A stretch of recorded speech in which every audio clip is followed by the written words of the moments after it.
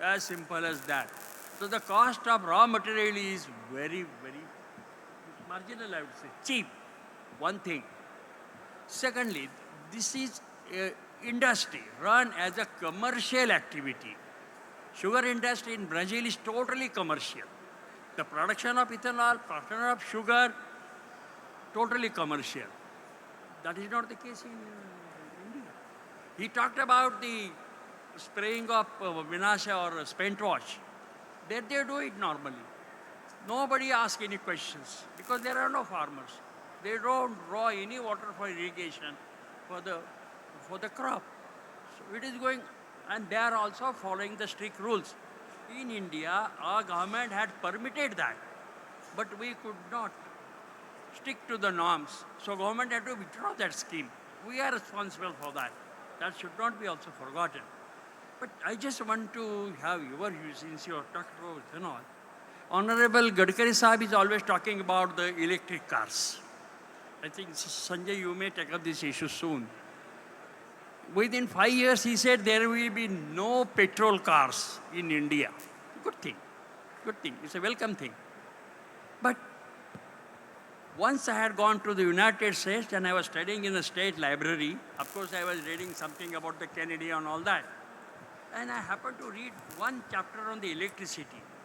And the gentleman across the table, he said, "Are you an engineer?" I said, "No."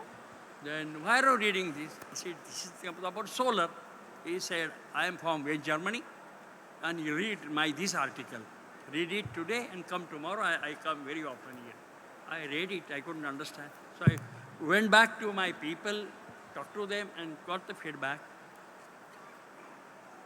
He wanted to say that electric vehicles are causing more pollution. They are more deadly because you burn fossil fuel, you burn coal, that creates pollution. So that is not a good solution. And solar energy is a green energy, renewable energy, and it's much, much, much cheaper. And that is coming true.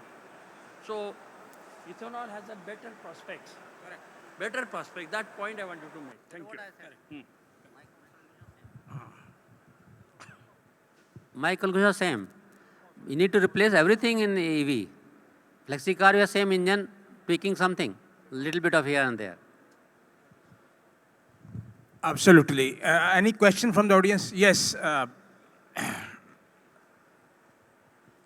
Khan साहब अभी आता हूँ. Sanjay.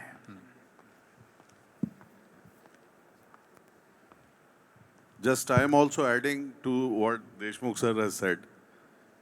Typically, a electric car battery is of roughly 500 pounds. Your voice is very feeble, Sanjay. Hello. Wrong in the mic. नजदीक रख. Hello. Yes, it's clear now. अभी आवाज आई sir? Yes, yes. पहली बात तो कि almost Indian distribution of power is that probably 61% of our power comes from the fossil fuel. That is coal. And if we are, and in fact, this is the distribution across the globe. Even America also has roughly around 54% fossil fuel power which is coming to the grid. So that means all over world, electrical vehicles, when they are charged by 60% fossil fuel, so they are not environmental friendly at all. This is a myth. Secondly, one battery is roughly about 500 pounds, and typically the battery contains 25 pounds of lithium. So that means about 12.5 kg or 13 kg of lithium, 60 pounds of nickel, 44 pounds of manganese, and 30 pounds of cobalt. So 200, and then 200 pounds of copper and 400 pounds of aluminum, steel, plastic, and other things. So in totality, for extracting this, you require roughly mining of 25,000 pounds of salt of lithium and other things. So when such a mining and charging from the fossil fuel is happening, how does this car becomes eco-friendly? I have very serious doubt. It's a myth which always European or other industry does. when they want that this market is getting saturated and hardly we are going to enter in this, let's bring some new shagufa and then sell their own cars and technology. This is probably happening with EV also. We are rushing towards but this is not the future. Absolutely valid. Absolutely This is valid. what I just wanted to add. I think Mr. Mahmood Khan sir.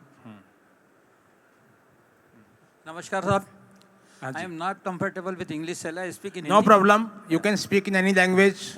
Thank you vision Singh साहब, बहुत अच्छी information देने के लिए। इस्मा का जो delegation Brazil गया था उसका मैं भी एक मेंबर था, और मैंने वहाँ जो देखा है, जो इथेनॉल वो बना रहे हैं दो तरीके से बना रहे हैं सब। एक तो वो मोलासिस जो फ्रेशली सी मोलासिस रहता है उसको लेके जाते हैं, लगभग 85-90 ब्रिक्स का रहता है, और उसके बाद में जो है क्लियर जूस 15 ब्रिक्स का उससे डाइल्यूट करते हैं उसको।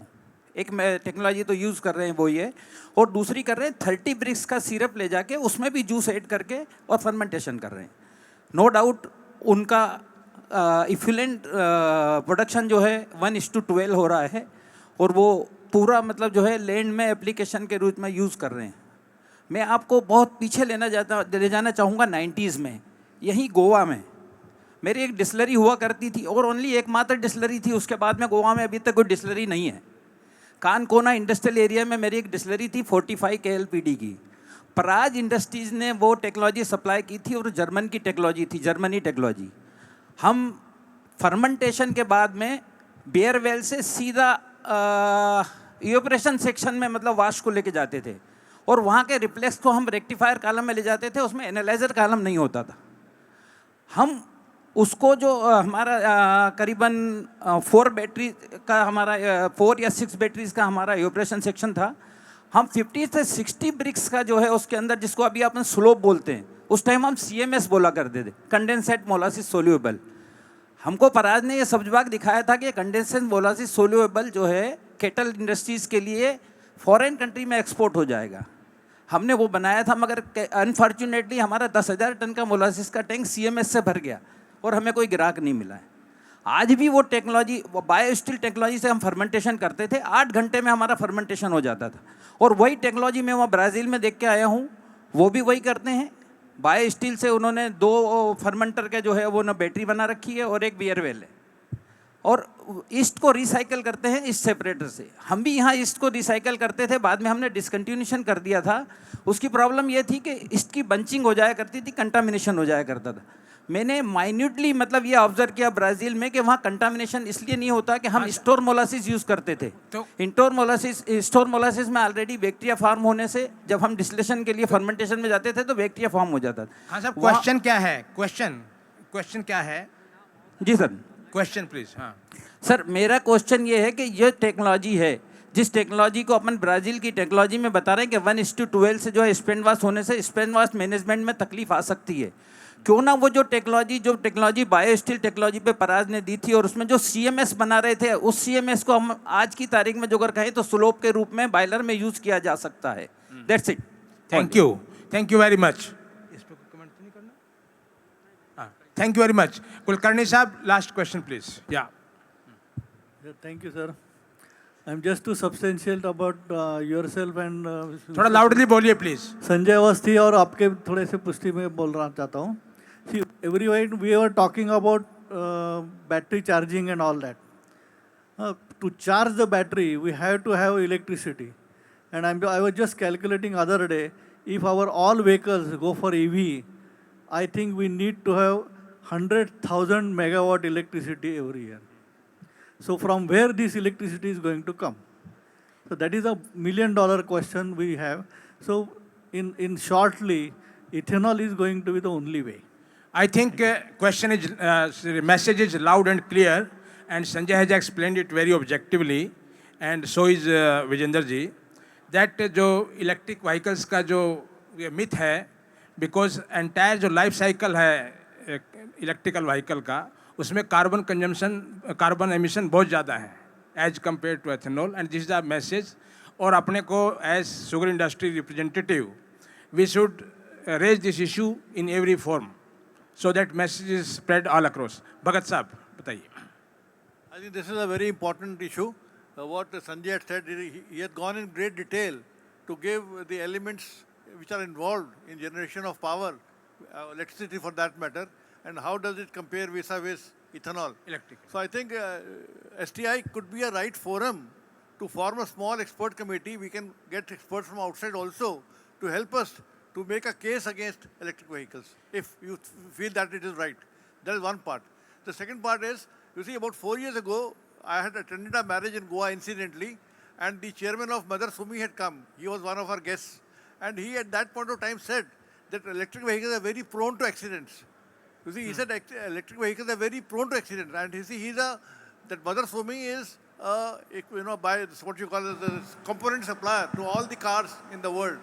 So he has a good idea about the various aspects of electric vehicles and all that. And 4 years ago, he had said that it is very much prone to accidents. And that is what we are noticing now these days. That every day we hear it in the papers that one scooter is burned, one car is burned, these kind of things. That we never heard about petrol vehicles earlier.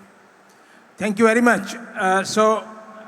Yes, last one. Sir, myself Bokhare. This is regarding the spentos which is used for the fertility irrigation. I think when direct juice is used for manufacture of ethanol, it has got a different characteristics.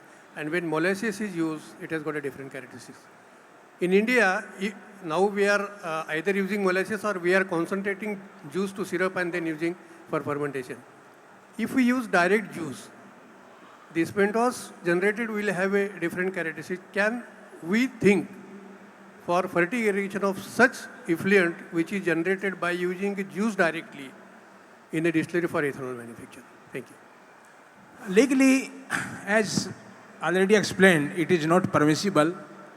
However, what other way could be worked out? The technology providers need to think and then take up with the policymakers. So with this note, I thank you, Vijendraji, for your comprehensive lecture and lot of learnings. And the need of the hour is to replicate Brazilian model in India, sooner the better. Brazil has taken 50 years in traveling this path. We should try to cover this journey in 5 years. That should be the target. And given the enterprising nature of Indian entrepreneurs, technologists, and all stakeholders, we are quite hopeful that this will be done. With all these words, thank you very much. Thank you, sir. We must thank him for his comprehensive lecture and the comments by Dr. Tamat. I think I close this session, and thank you very much for your patient hearing. Thank you, sir. One thing more, people are not clapping. Why don't, please.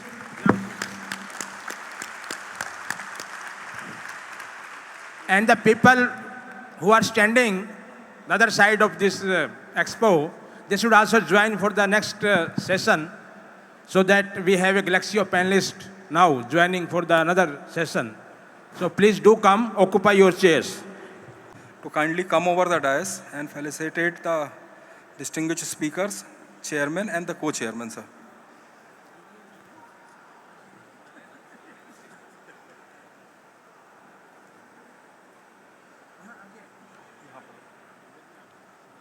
आइए sir.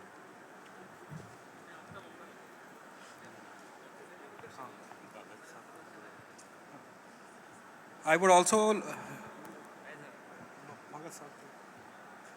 also like to request Mr. J.J. Bhagat to please come over the dais, sir, please.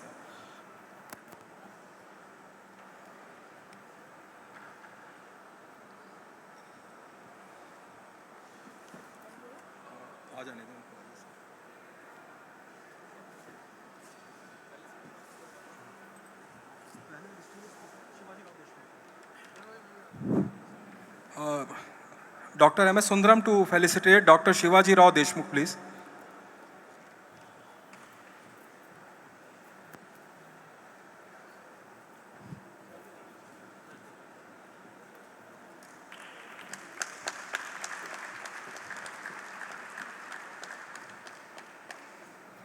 Mr. Sundaram to felicitate Mr. Vijender Singh. Please.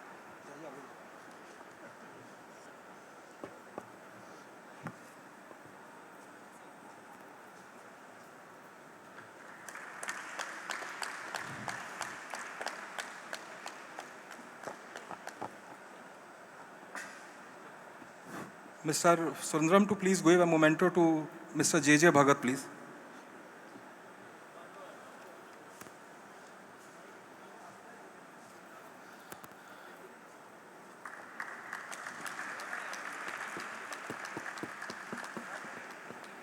Mr. Sundram to felicitate Mr. R.L. Tamak, please.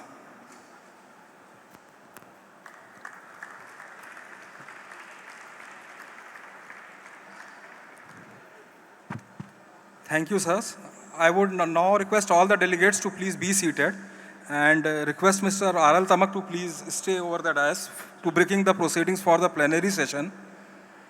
To begin the plenary session, Sugar Industry, a hub of bioenergy and beyond, I would like to request the eminent speakers, Professor Narendra Mohan, Director, National Sugar Institute, Kanpur, Mr. Sanjay Avasthi, President STAI, Mr. Sanjay Desai, Managing Director, Regreen Excel India, and Mr. Subhash from Praj Industries to come over the dais, please.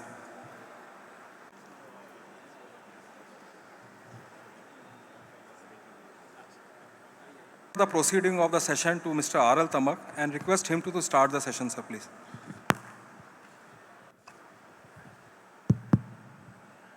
First of all, I shall request everybody present in the hall to give a warm welcome to all the panelists.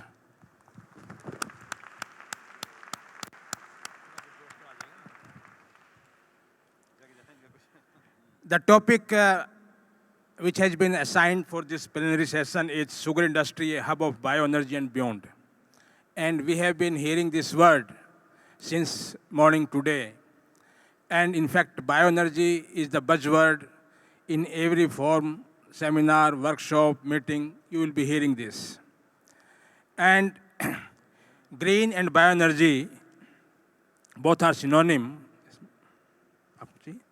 And sugar industry is a classical example of circular economy and is a very good source of bioenergy. As Food Secretary Sir has also mentioned in his remarks, that right from sugarcane crop to sugar industry to ethanol to further value chain, there's a lot of scope for producing bioenergy.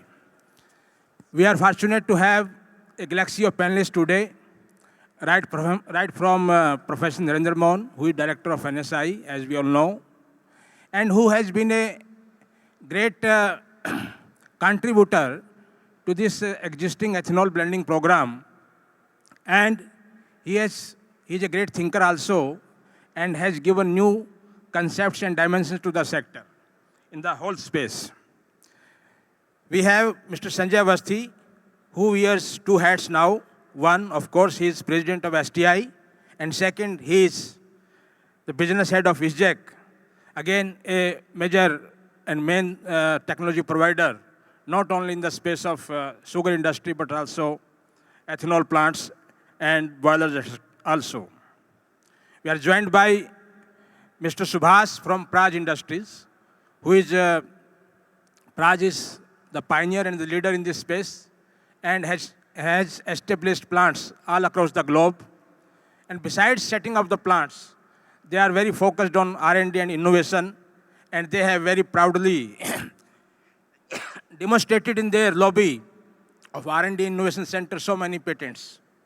So we shall love to hear from them, from him, that what they have done as far as R&D and innovation is concerned.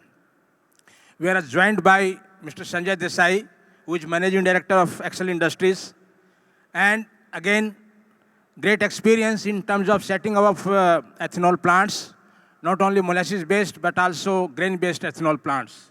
And now grain is also coming up, grain upstream is also coming up in a big way.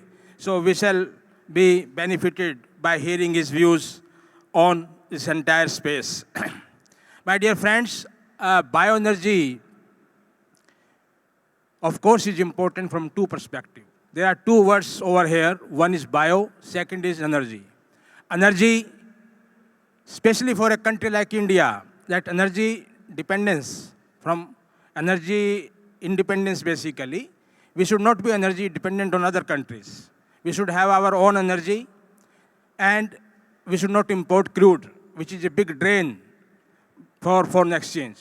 So besides that, for a country of our scale, we do need to have energy security, and in which sugar industry is uniquely positioned and well placed to fill up this vacuum. Secondly, the geopolitical tension has also aggravated this issue and has brought this concern to the table that every country needs to be energy, energy, they should not rely for energy, for import of energy from outside.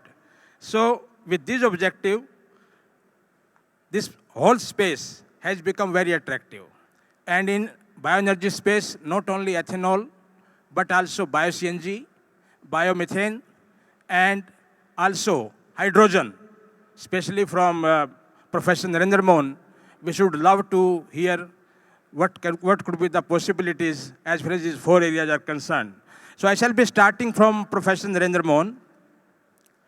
Sir, India has already achieved 10% blending of ethanol, and India is gearing up for achieving 20% by 2025. But as we know that there are a lot of challenges. So you have a very holistic picture in your mind that what could be the possible challenges and what could be the mitigants so that this mandate can be achieved smoothly and successfully. So this is the one question from you. Over to you, sir. Thank you. Thank you, Chairman. It is difficult to speak because I think already one session on bioenergy or bioethanol is over, and another session is being followed. The question, many dimensions of your question have already been answered by previous speakers, or you were chairing the session. But you know, as my vision goes, we are looking into 20% of the blending by 2025, where we are looking for ethanol to the extent of more than 1,016 crore liters or 10,000 million liters. And then you have to serve 2 more sectors, the chemical sector and the potable liquor sector. So in fact, you need much more alcohol rather from all these feedstocks which you have right now. So in totality, I should be targeting somewhere around 1,350 crore liters of the alcohol, out of which 300 or 350 crore liters is required for the chemical sector or the potable sector, and then around 1,000 crore liters of the ethanol we need for the ethanol blending program. I should compliment the sugar industry, the Indian sugar industry, for achieving the target of 10% of the blending. But to achieve 20% of the blending is not that easy. Some people talk about you go ahead only with the, entire diversion of the B-heavy molasses, but that is not easy. And even if you divert, all the sugar factories, they divert total quantities of the B-heavy, then if you just calculate it either way, that you produce around 6.25% or 6.5% of the B-heavy, and the yield of the B-heavy, ethanol yield from the B-heavy is around 310, 320 or 330 liters per ton. Even then you are going to get how much, ethanol out of it, because 6.25 or 6.5% of the B-heavy, meaning thereby you are going to produce B-heavy to the extent of around 20 or 21 million tons. And then having a yield of around 300, 310 or 320, you are going to have around 650, 660 crore liters of the alcohol in totality. So if we are supposed, and everybody, mind it, everybody cannot divert the B-heavy molasses as well. There is a limitation for that. So if you want to go ahead for 20% of the blending, you have to look beyond B-heavy molasses. There are challenges because we may, differ in the opinion as far as the mechanism we adopt for fixing the price of the ethanol is concerned. Dynamic sort of regulatory mechanism for deriving the ethanol prices like we do in petrol. So it is all very challenging because we must understand that ethanol is one product for which the OMCs or the government of India is giving you three different prices. Petrol is petrol. The taxes or the duties may change, but you know the price is almost, it is a one regime. So we have to look BHEV, we have to look for syrup diversion. Fortunately, you got some sort of relief from the OMCs and they got you got some prices on that one, some cushion in 1.59 rupees for the syrup and 1.49 for the B-heavy and 1.19 or like that for the C-heavy molasses also. It is not like that the government is not having any, insight to all these issues, because after gathering the experience of the syrup diversion and the challenges which are there in diverting the syrup and getting ethanol out of it, we do have pretty long experience on that now, and we know what are the challenges in terms of the fermentation, in terms of the fuel consumption, in terms of the spent wash handling. Regarding spent wash handling, one thing just I wanted to add, because now Central Pollution Control Board is looking into all this, matter again. Since we are having the diversion of the B-heavy molasses, we are having the diversion of the syrup as well, and so the characteristics of the spent wash are also changing. They have already allowed spray drying. You are already having incineration boilers, and now we are looking into whether once you are diverting the syrup for making the ethanol, we can have the, fertilization irrigation or something like that.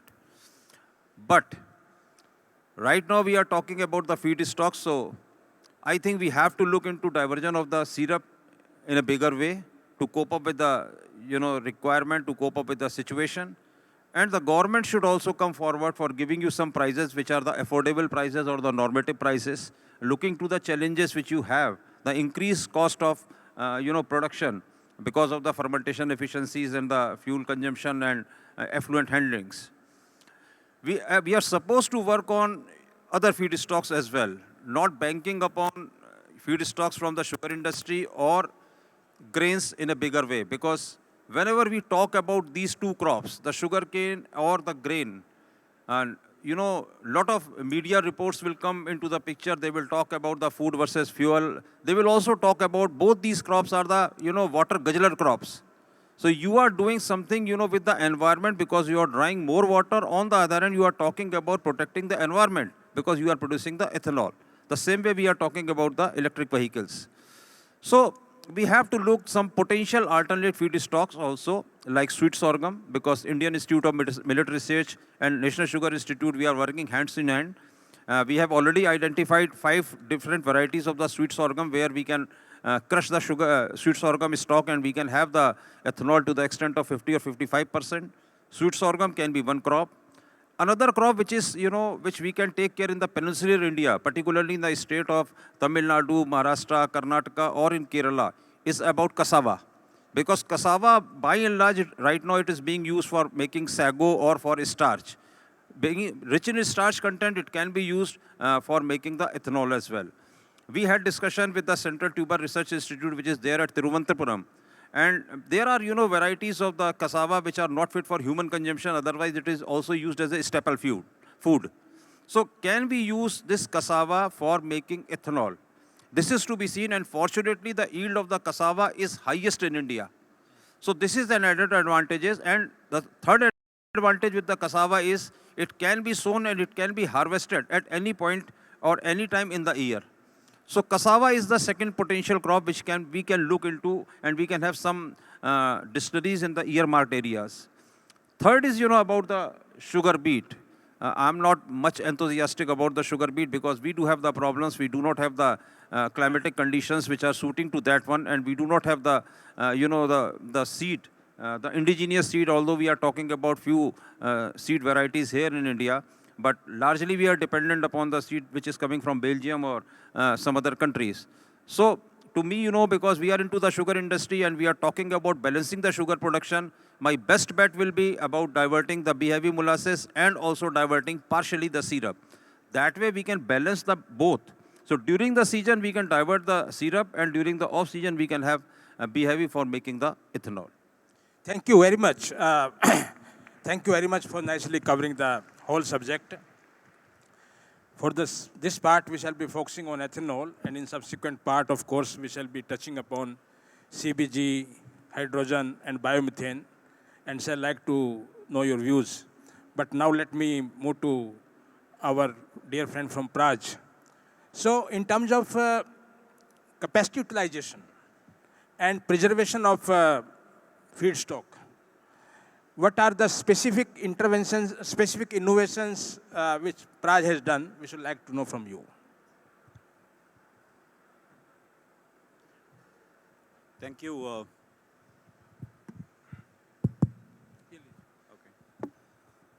Hello.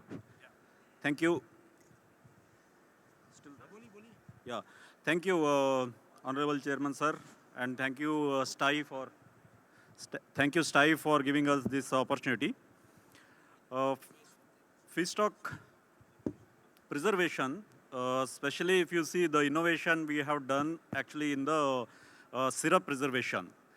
In the previous session, we heard that can we store syrup, can we not store syrup, etc. Yes, we can store the syrup, but there has to be some treatment for that, which is called as biosyrup. So we have a session tomorrow on the detailed session on that, how we are doing it. Actually, it is an inverted syrup. That is one thing on the sugar side.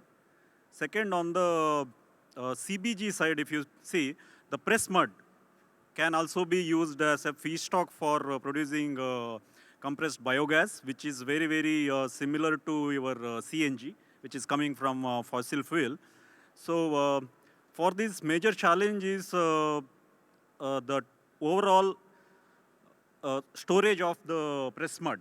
So it has some volatile acids, and that is the main thing which converts into gas.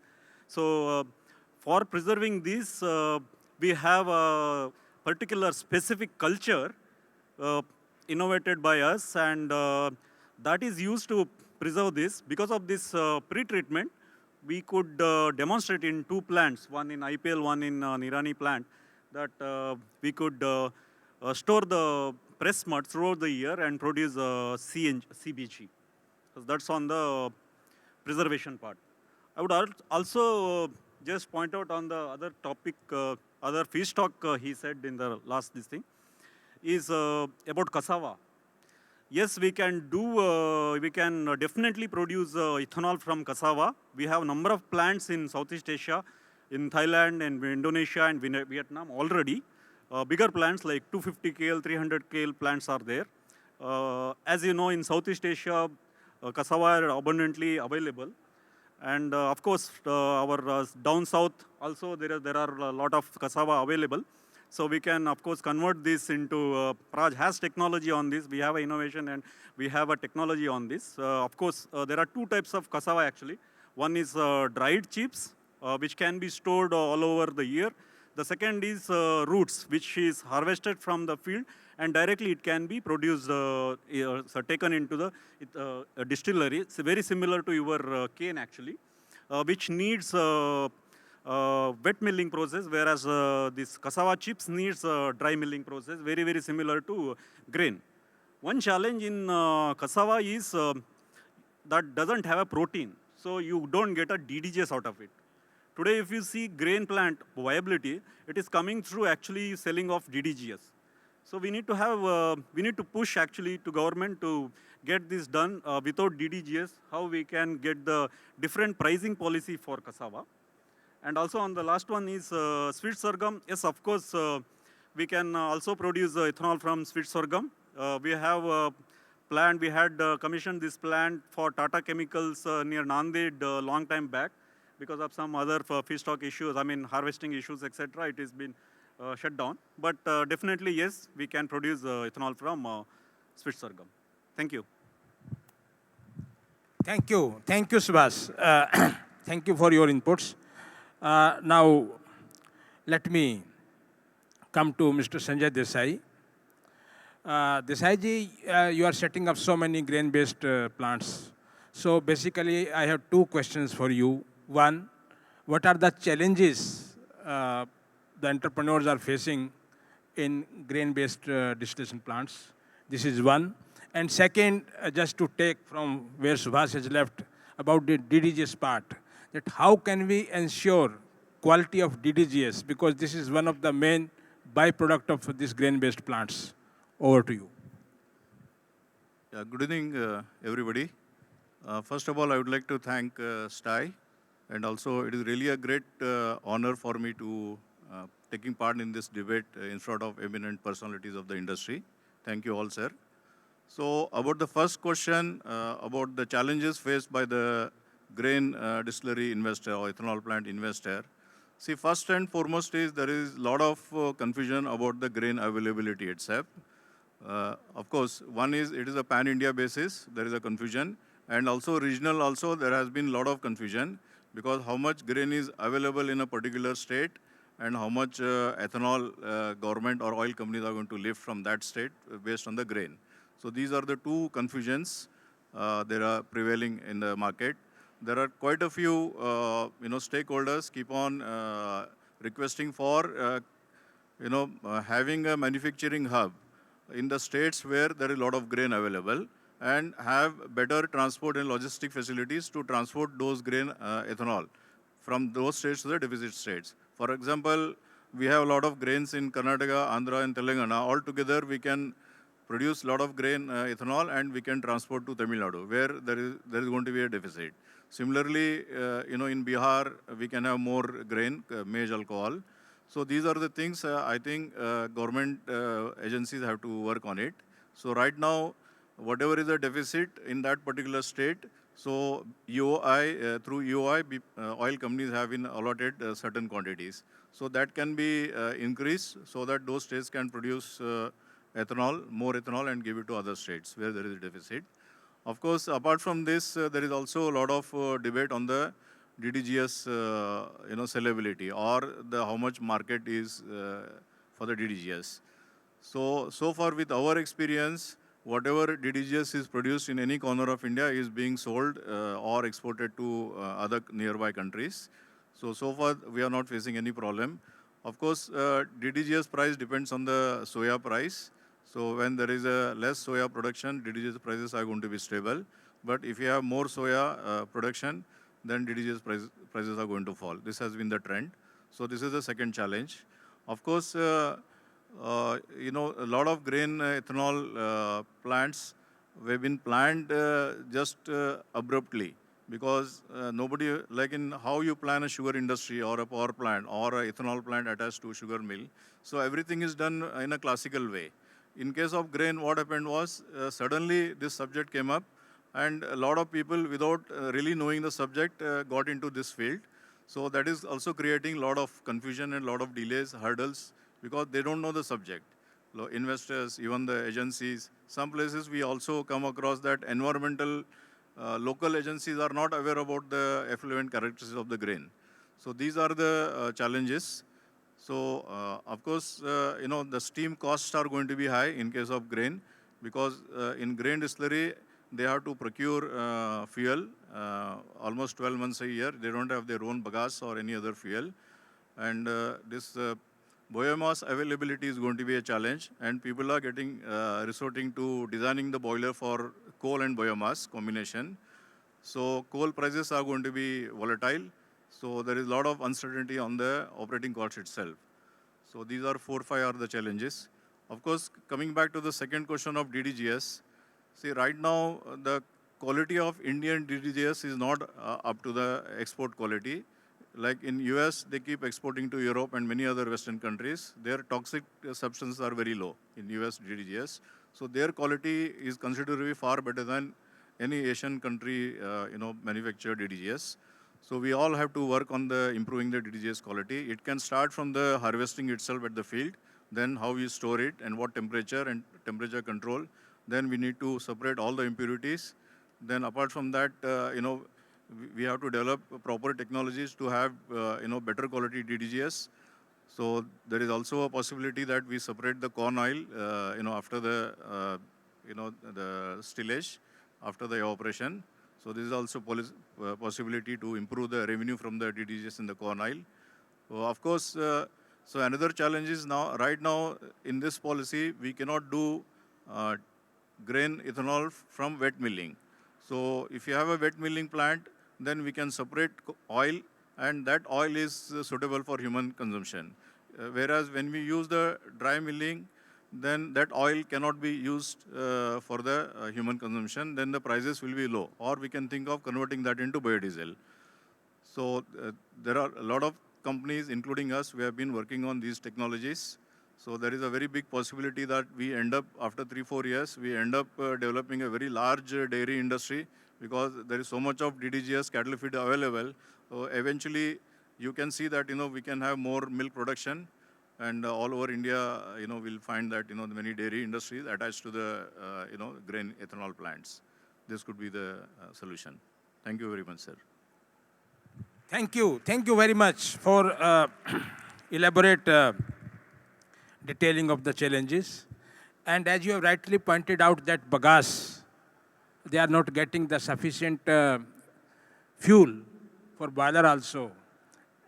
Leave apart the feedstock because grain is under stress due to multiple reasons. So now I turn to you, Sanjay ji, because you are technology provider in both the spaces. And bagasse is going to be white gold. Bagasse will be required for fuel purpose in boilers, in our distillery also, in sugar molasses-based distillery, for example, juice-based ethanol plants.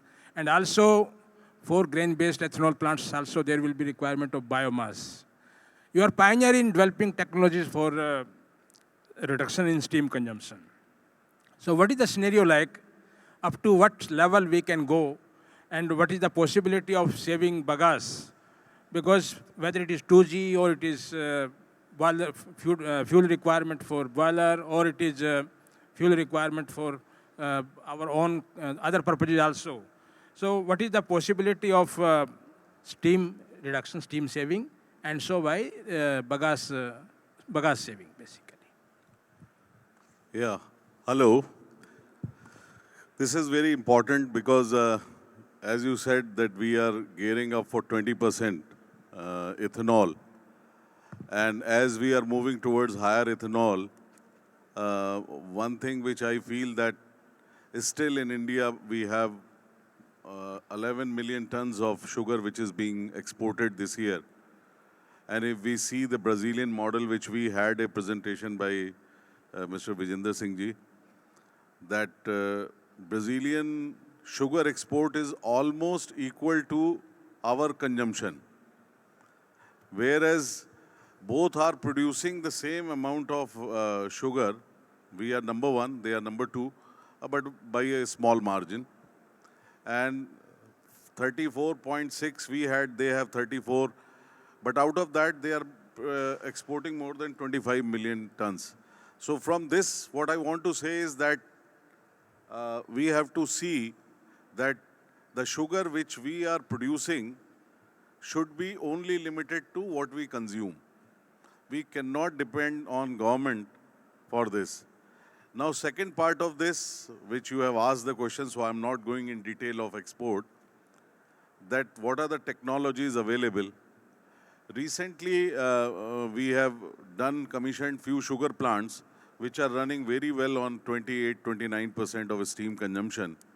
So that means in a traditional plant where bagasse is around 27.5%, your plant with a raising ratio of 2.6, 2.65 can balance on very well on 12.5%.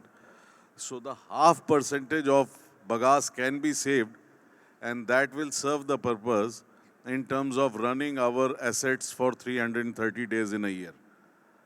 Second, a very proven technology which has been already working in most part of the world and now in India also is thermo vapor compressors. These are also, MVRs are very important.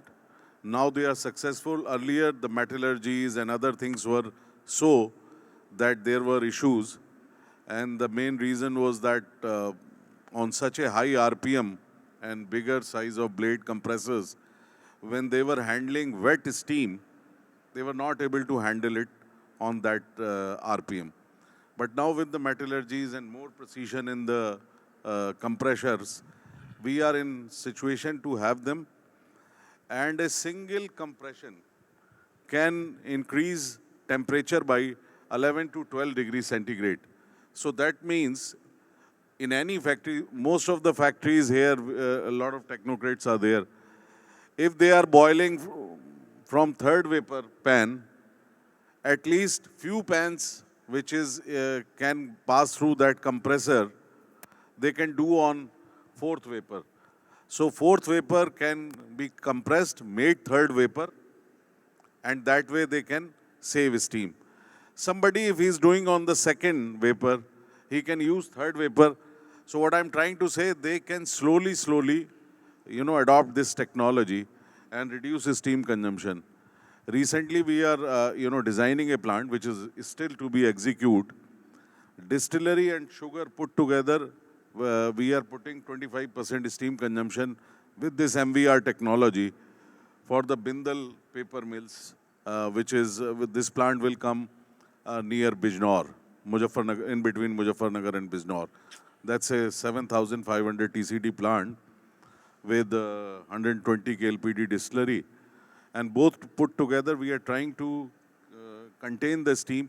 And why this customer is very, well informed, because he is using this white gold, bagasse, in his paper mills. Now for him, at this moment, landed cost in his paper mill is coming around 3,400, 3,500. Right. So for him, it's really white gold, and he is thinking how to save and do this back-end integration so that his paper business is also supported by this sugar venture. Correct. So I think these MVRs are future. And the last thing which you asked was what is the level of it. I feel this situation is dynamic. Every year, new level will be achieved. And I feel reaching less than 20% is not far off. Very good. Yeah. Very encouraging indeed. Yeah, excellent. So, thank you very much, Sanjay. Now I come to Professor Narendra Mohanji again. Sir, as far as these products are concerned, like bio-CNG, biomethane, and hydrogen, your institute is involved, already active in exploring various value-add options, not only in sugar, but also in bioenergy space. So what is, can you just apprise that in terms of techno-commercial viability of these products, what is the status as on date?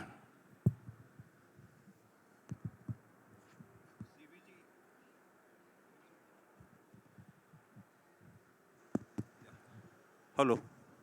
CBG, as you already know, we are, this is a new sort of phenomena which we are having in the sugar industry, Indian sugar industry in particular. If you look into the potential, the total potential of CBG from various sources, including municipal waste, is considered to be around 62 million metric tons per annum. Out of that, around 2 million metric tons of the CBG can come from spent wash and filter cake which we produce in the sugar factories. So that way we can contribute to the extent of around 3% as far as the CBG is concerned from various sources, and which we can have annually. Now coming to, producing it from the filter cake or from other agro waste or other feedstocks, as we were talking about, we can use the sugarcane leaves or the sugarcane plant residues. It can come. The technology is almost at place, and now we are having commercial plants in UP, in Maharashtra, and elsewhere.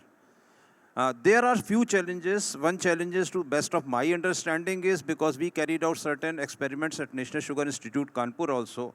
And as Subhash was talking about, because we do have the organic matter in the filter cake. Your sugar factory runs for about 4 months, 5 months, 6 months only. And then you have to store your filter cake for running the plant or rather throughout the year. So that deterioration in the organic matter, or, because it contains various volatile matters also, the efficiency of the system that goes down. Meaning thereby, if you are having the production of 1 kg of the CBG from 25 kg of the dry filter cake, your efficiency will go down, and that will increase the cost of production. So the major challenge is how to keep the quality of the filter cake intact. Now you can talk about using some enzyme, using some do's and don'ts, using extra, creating extra sheds and all that, but everything is at cost. Second thing, if you are using some enzyme or something more, what would be the cost of production? Because you do have a satat scheme through which you are getting a fixed price of the CBG which you produce. So technically it is not an issue. The issue is how to run the system throughout the year, number one. Number two, you should have a proper grid, because we are not having any system like that. If it is, you can store it for a longer period of the time, and the transportation of the CBG is also hell of a job, because you need special tankers and all that for that. So this is a challenge, the distribution of the CBG, running the plant throughout the year, and if you are doing it throughout the year, doing something with the filter cake to increase its shelf life sort of thing, then at what cost? And whether after doing all these things, creating sheds, adding something, we are competitive, or we are having the cost of production which can commensurate with the prices which we are going to get for the CBG. So this is the challenge which we are having for the CBG. And second question? Yeah, for hydrogen and biomethane. Hydrogen, yes. Because if you talk about the hydrogen, I was just talking to the technical fraternity about a couple of days back at Lucknow also. This hydrogen, we can talk about many types of the hydrogen, the gray hydrogen, the blue hydrogen, or the green hydrogen. So recently we are having, some perception or narrative about the green hydrogen. So what is green hydrogen? Green hydrogen we are talking about because we are talking about carbon neutrality by 2050 or 2070, that we are going to capture carbon and we are going to have the carbon neutrality so as to have a safe environment. So any hydrogen which is produced using the renewable energy by doing the electrolysis, say, of water. If you do the electrolysis of the water, you are going to get hydrogen and you are going to get the oxygen. So if you use any renewable energy to produce the hydrogen, it is termed as the green hydrogen. And since in sugar factories or sugar industry, you are producing the renewable energy, that can be a potential source for producing the green hydrogen. Few experiments are already there. The people are working on that. But I should say at least that this is in nascent stage. Abhi isko, it is yet to be commercialized. And the initial experiments which have been carried out, they throw light that the cost of the production is very high. There are challenges regarding the capital cost of production, which may be as high as €2 to €3. And US and the Europe, the people are working on to bring down the cost of production of the hydrogen to the extent of €0.8 per kg of the hydrogen. So still they are working. There are challenges of the safety. There are challenges of the capital cost. There are challenges of higher cost of the production as well. But ultimately what you are going to do, you are going to have no carbon emissions and you are going to have carbon neutrality. Thank you very much, Director Sir. Thank you very much. So, Subhas, now I shall come to you for these two technologies. One is sustainable aviation fuel, and second is second generation ethanol. Briefly, please mention that what is the status of commercialization of these two technologies? Yes, thank you, sir. Regarding 2G, is a second generation. Actually, it is categorized based on feedstock. So we are building 3 plants for each one for all 3 OMCs, IOCL, BPCL, and HPCL. And IOCL, the plant in Haryana, Panipat, is about to commission in one and a half months' time. And other 2 plants also will commission in 2023. And actually, we have got already a commercial plant operating at a smaller scale near Pune. So the result will be, this will be on a higher scale at a 100 KLPD plant. So this is a quite large plant actually. So it's already pre-commissioning is started. And of course, we think that we envisage that once this plant start operation, we will get actual operating cost, what are the chemicals, what are the challenges, how to overcome it, etc. So of course, 2G will be reality very soon, within 1 or 2 years time. Regarding this 2G, once it is stabilized, we can also have a bolt-on module for the 1G plants, be it sugar-based plant or sugar-based ethanol plant or starchy-based ethanol plants. So you can have only the pre-treatment section, and all the existing process section can be used with certain suitable modifications, of course, in the sections. Regarding aviation fuel, sustainable aviation fuel, yes, we have got a tie-up with one US company called GEO for the specific yeast to ferment this and produce isobutanol. And we are also have a signed MOU with IOCL to jointly take the trial of this. We have taken the trial and it is being tested at pilot lab scale level, and of course in the commercial pilot level it will be done in 6 months time, and that will also be commercialized maybe hopefully by another 2 years time. Thank you, sir. Thank you, Subhas. Now, to you, Sanjay ji, because ethanol is the major sector now, and of course, to remain cost competitive, you have to be efficient. So, any major breakthrough in terms of efficiency improvement in ethanol sector, please touch upon briefly. Yeah, thank you, sir. So basically, the biggest challenge for ethanol policy in India is going to be sustainability, because today government wants to kickstart the implementation in terms of E20 blending. Of course, with a lot of efforts and investments, we'll be able to reach E20. But in order to further enhance the sustainability and also blending, all of us together, we should really work on the technologies, because nowhere in the world ethanol cannot be subsidized by the governments. It has to self-sustain and it has to improve itself. So in that direction, we have come out with the Emax versions of technologies. Now earlier we used to have Emax, and now we have gone up to Emax 4, Emax 2, Emax 3, Emax 4. So this is how our journey has been, by improving the efficiencies, steam consumption, fuel consumption, power consumption, reducing the water and ZLD norms. So when we started our journey, the steam consumption average was 6 kg. Now we all have come down to 4. So literally, we keep on, it took about 5 to 6 years. We keep on decreasing the steam consumption by 0.5. But now what my team, with a lot of plant experience of almost 100 plants now, have come out with the new technology called Emax 4. With that, we can straight away talk about 50% reduction in the steam or the fuel, and almost 50% reduction in the water, and achieving a truly zero liquid discharge. And some of these technologies have been already deployed and they have been commissioned. For example, on the water, when you have a sugarcane ethanol production, you can actually, no need to take any water into distillery throughout the year. You can actually collect all the the sugar condensate, you can treat through a membrane bioreactor, then you can use it for the process for 5-6 months, then you can also store and polish it and use it in the off-season. One such plant is operating in Wave Industries, Dhanora. So we don't need any water for 12 months a year. Whether I use grain or whether I use molasses in the off-season, it doesn't matter. But I don't require any water throughout the year. So whatever water comes from the sugarcane during the season, that can be utilized throughout the year. This we have already demonstrated for 3 to 4 months. Of course, in terms of steam, now we are talking about 2 kg per liter, whether we do ethanol from molasses or from grain. So we can use a lot of heat recycle, water recycle, integration with multi-stage vacuum pumps. We can adopt all these latest technologies and key equipment. Then we can definitely come down by half.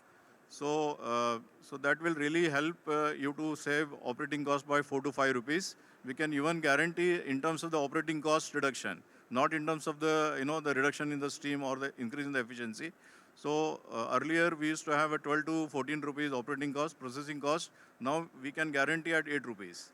So this is the challenge my team has taken. So these are the things will really continue, and hope that industry will accept this with the open mind, and we can all come out with the the high-flying technologies with the healthy competition. Thank you very much. Thank you. Thank you very much.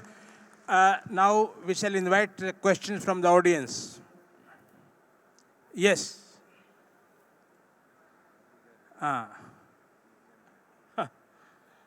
Yes, Anup. Yeah.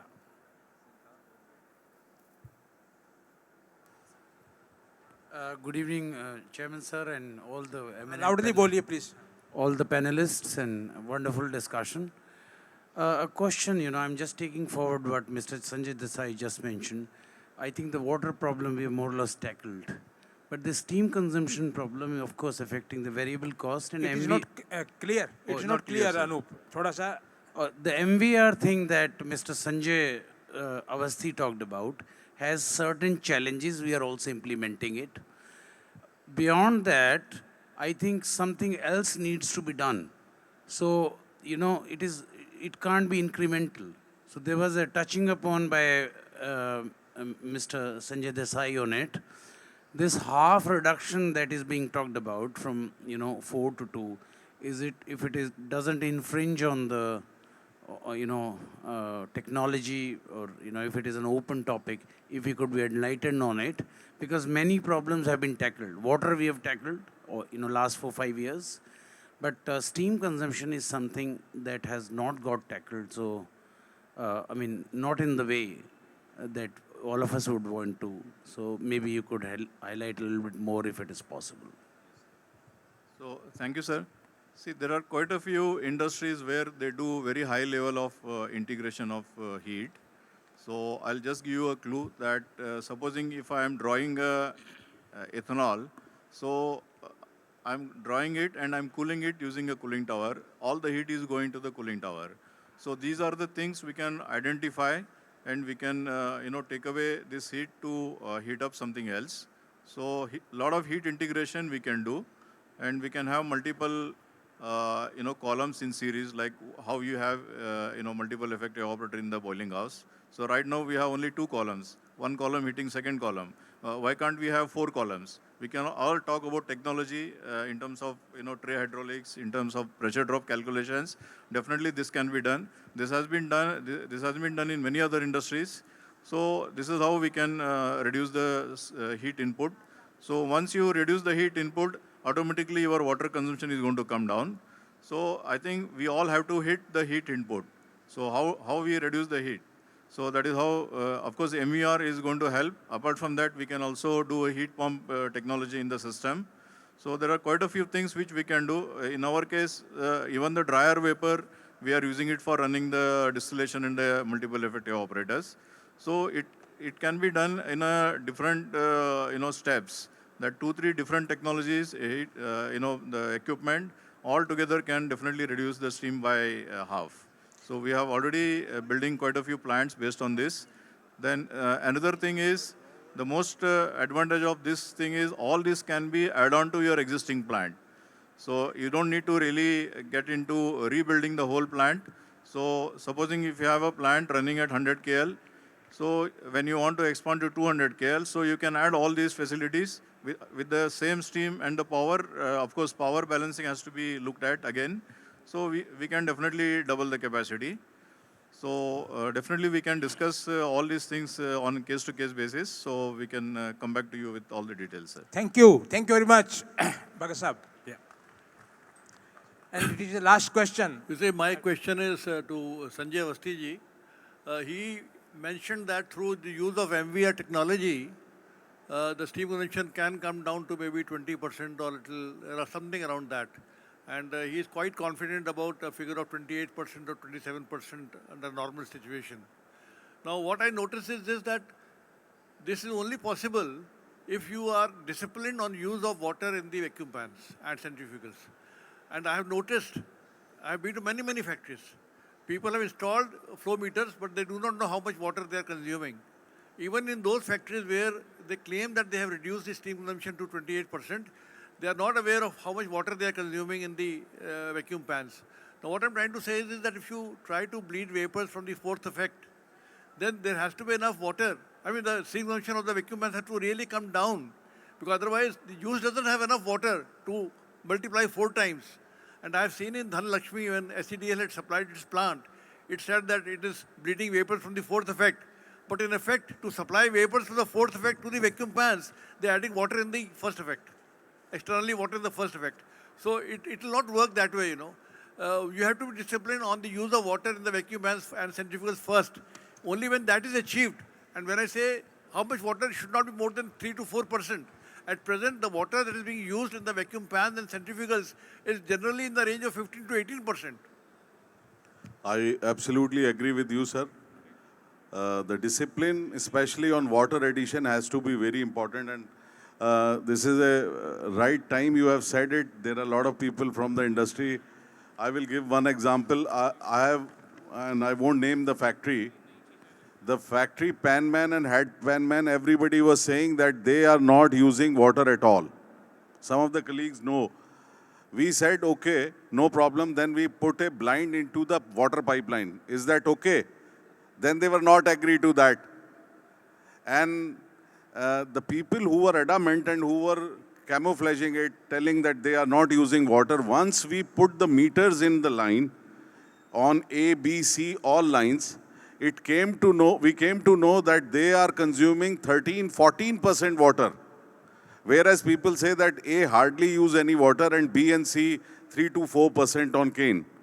Whereas they were using 14% cane, but the same factory, within a 1 week, they were able to reduce it to less than 3%. So what I am trying to say, that ignorance is bliss. If we put, all good factories are putting meters, and I will recommend that old factories should also put the meters. Once this information is available, I'm pretty sure the pan man and head pan man of your factory itself will control it. They are just making, fool to themselves that they are not using water. So if information comes, I have seen people correct themselves. So first thing is that we should inform them what they are consuming, and then this discipline will come. So I totally agree with you. Yeah, water consumption in the plant has to be less. Just to add what Sanjay has already spoken, unless you measure, you cannot improve. Correct. And Central Pollution Control Board has already recommended and they have mandated all the sugar factories in the Ganga basin are, necessarily they have to go in for installation of the flow meters for water consumption at various unit operations. And they have to make a logbook out of it. So this is not easy, I think, in the, sugar factories which are situated. We can give examples of, still many factories may be doing, or they are taking or trying to do some mischief out of it. But, otherwise, Central Pollution Control Board is very loud and clear that you have to measure any, any utilization of the water at any unit operation. Yeah, thank you very much, Sanjay, for your response, and Narendra Mohan ji. आवाज नहीं आ रही आपकी, आवाज नहीं आ रही. The very interesting thing that I've noticed is that, as he said, in Ganga Basin, they have installed water flow meters in process at most places. And the factories claim and the operators claim that they have water flow meters, but they don't know where they are installed. Fine. You see, if you tell them, show me. Sir, we have the statistics and statistics on the basis of the data which has been, collected by the validating institutes. No, not necessarily. Sir, let me respond. Yeah. Not necessarily National Sugar Institute or Vasant Dada Sugar Institute, even IIT, BHUs. The teams from these institutions have gone to the factories and they have collected the data, they have seen, they have validated, and the factory people know how much reduction or how much efficiency improvement they have observed over the period of last 4 years. No, I agree with you. But I'm not Bhagat confident. Sahab, I shall also like to respond. In this space particularly, water conservation, there is a lot of positive movement. See, there may be aberrations here and there, but by and large, industry has really come up to the occasion, and there is a lot of improvement. So, but point well taken, and both the panelists have responded it. So, now the items have started coming up near the stage for the next program. So, I shall not come in between this program and that program and not stay for longer. So, but this was a very, very enriching session indeed, and all the panelists contributed immensely. Only one thing I can mention, that now it seems that India is all set but that is the sugar industry is all set to enter into a bioenergy space in a big way. And green shoots are already visible, like bio-CNG plants have been set up. Now work is going on hydrogen, biomethane, MVR technology, steam reduction. There's a lot of happening. This is an evolving space. And sugar industry, all stakeholders, right from technology providers, academic institutes, policymakers, industry as a whole, it's all set.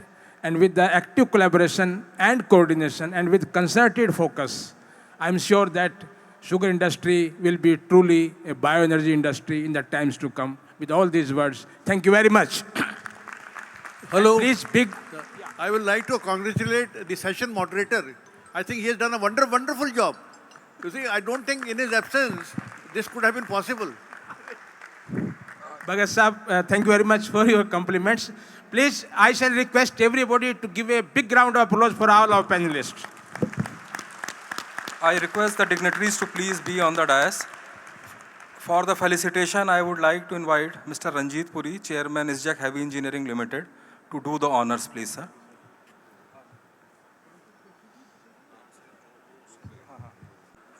Mr. Puri to felicitate Mr. R.L. Tamak.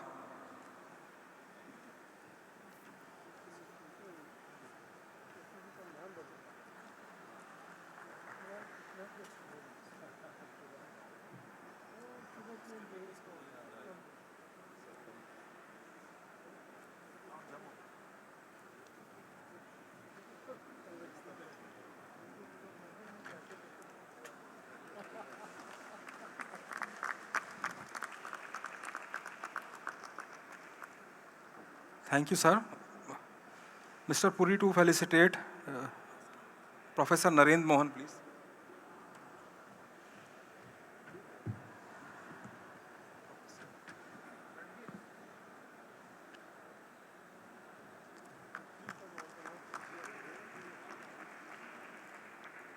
To Mr. Sanjay Avasthi, please.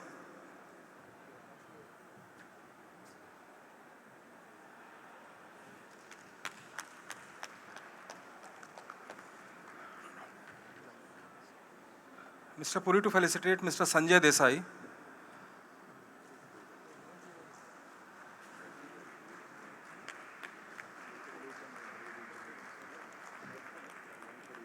And the last two speaker from Praj Industries, Mr. Subhash, please.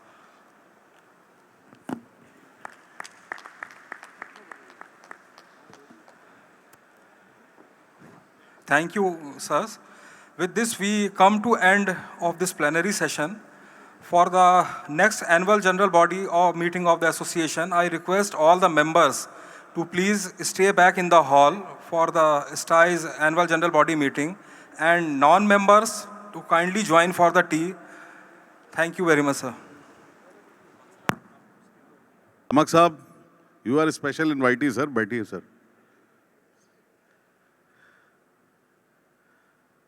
Vipin, baito. Gangwar Saab. So we are starting the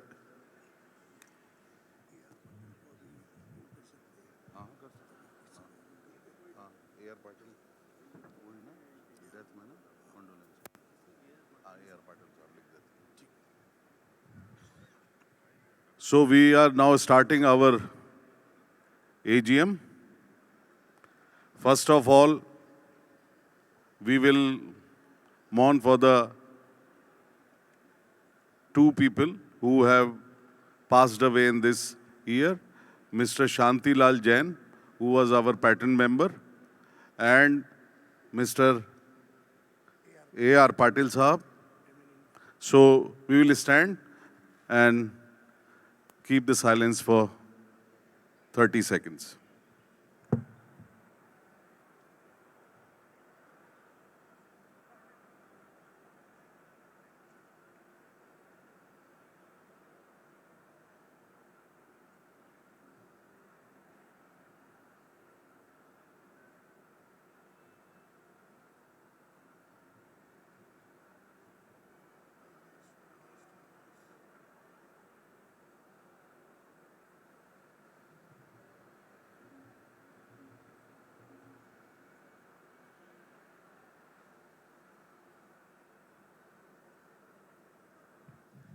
May their soul rest in peace.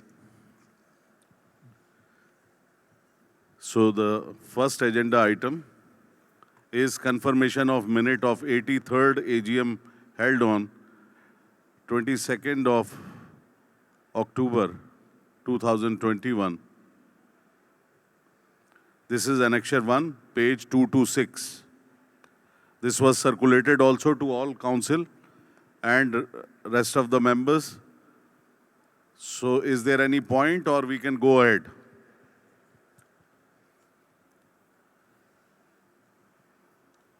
Gangwar साहब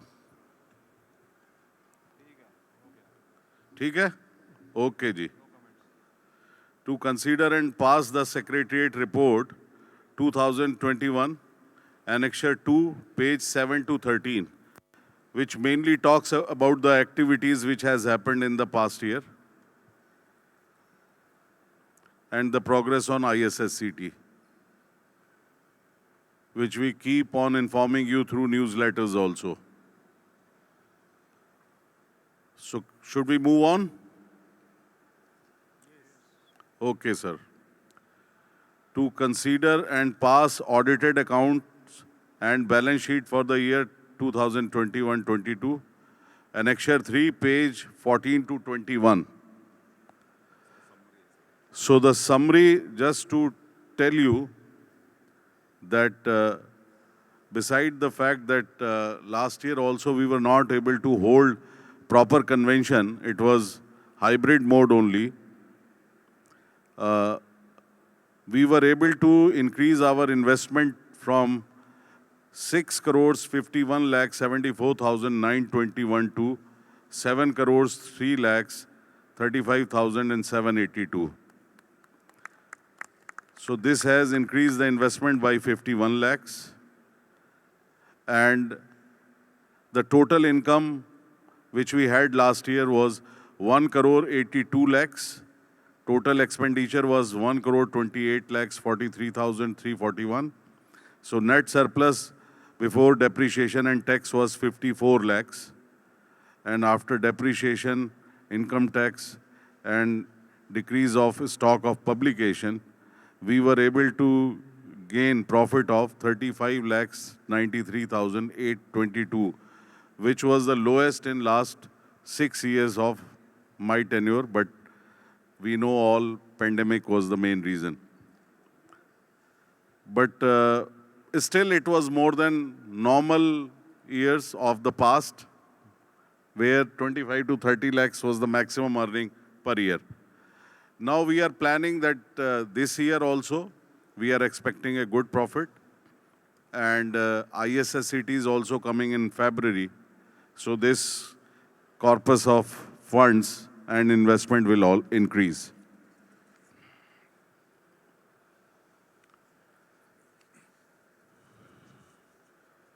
So the balance sheet says that the 7 crores 3 lakh deposits, fixed assets of 2 crores 24 lakhs, and liabilities of 9 lakhs 37. Total net is 9 crore 36 lakhs 82,299 against the 8 crores 96 lakhs of the last year. Okay, sir. So approved, sir. Budget. Thank you. The last item is appointing auditors for the year 21-22 and fix their remunerations. Present remunerations is 60,000. Since last 2 years, it is not increased. The demand of the auditors is to raise it to 65,000. I need your consent to raise it to 65,000. It is less than 10%. Okay, sir. Thank you, sir. So with this, the only thing which I want to say is that ISSCT is coming. We have to be geared up and put up a very nice show where it is not possible without the support and contributions from you, all members. There are committees which we and other newses which we keep on informing you through newsletters. So please be supportive and give us the best because this is the event which is coming to India after 25, 26 years. And it's really pride for us to show Atmanirbhar Bharat. And the time is also Azadi Ka Amrit Mahotsav. So we should all put our best foot forward for this. With this, I want to conclude the AGM. Narendra Mohan Sahab want to add something? Not to add something, but since we have received request, so I wanted to request the council, because senior citizens, they have made a request that proceedings should not be e-proceedings for them, but we should give them the printed proceedings. So I think the council should take a decision in this regard, and I request and I suggest rather to the council that their request should be sympathetically considered. So we agree to this. And please note the secretary that everybody above 60 years should get the, report in hard copy. And even if somebody demands, please send them. Thank you very much. So now looking forward to see you just after 1.5 hours, 7:30, with the musical night with Amit Kumar. Thank you. We are about to start a musical evening for STI Amit Kumar live today. I'm very, very thankful to STI to choosing us for this interesting music evening. So we start with Sargam Star Group Music.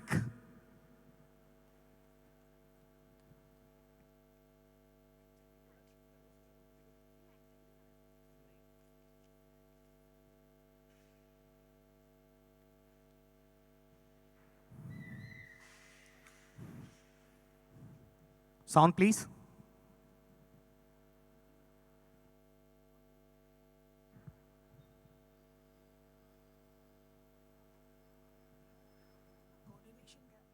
Hello.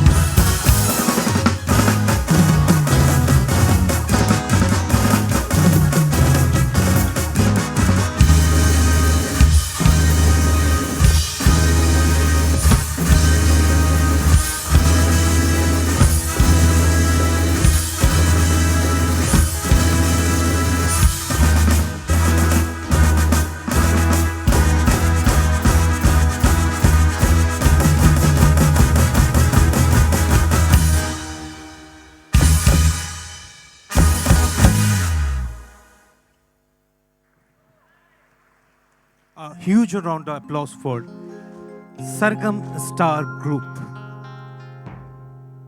आप सभी मान्यवरों, ladies and gentlemen, everybody, I'm just welcoming you all for the STI Music Evening for tonight. Now, we would like to request Saptamuni Mishra to come on stage and bless us with a huge round of applause of audience with some amazing, amazing performance. Please come on stage, Saptamuni Mishra. आशिक हूँ मैं,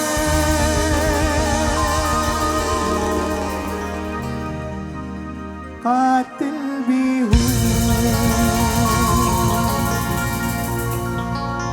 सबके दिलों में शामिल भी हूँ. Goa, how's you all?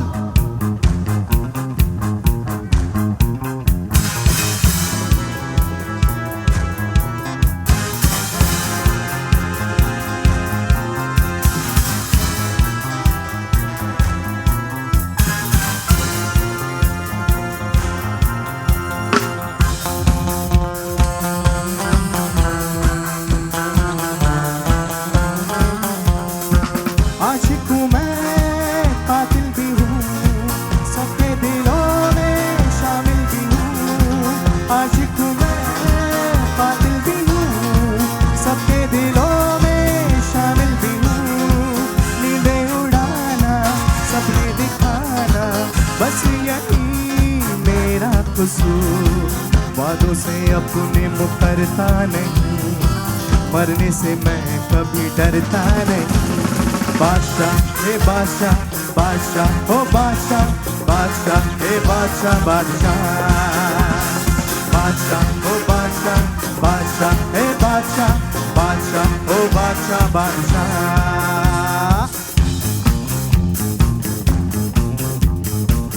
आशिक हूँ मैं, कातिल भी हूँ, सबके दिलों में शामिल भी हूँ.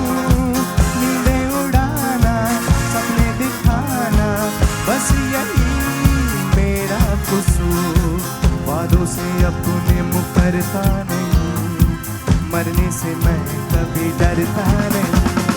बादशाह हे बादशाह, बादशाह हो बादशाह, बादशाह हे बादशाह, बादशाह. बादशाह हे बादशाह, बादशाह हो बादशाह, बादशाह हे बादशाह, बादशाह.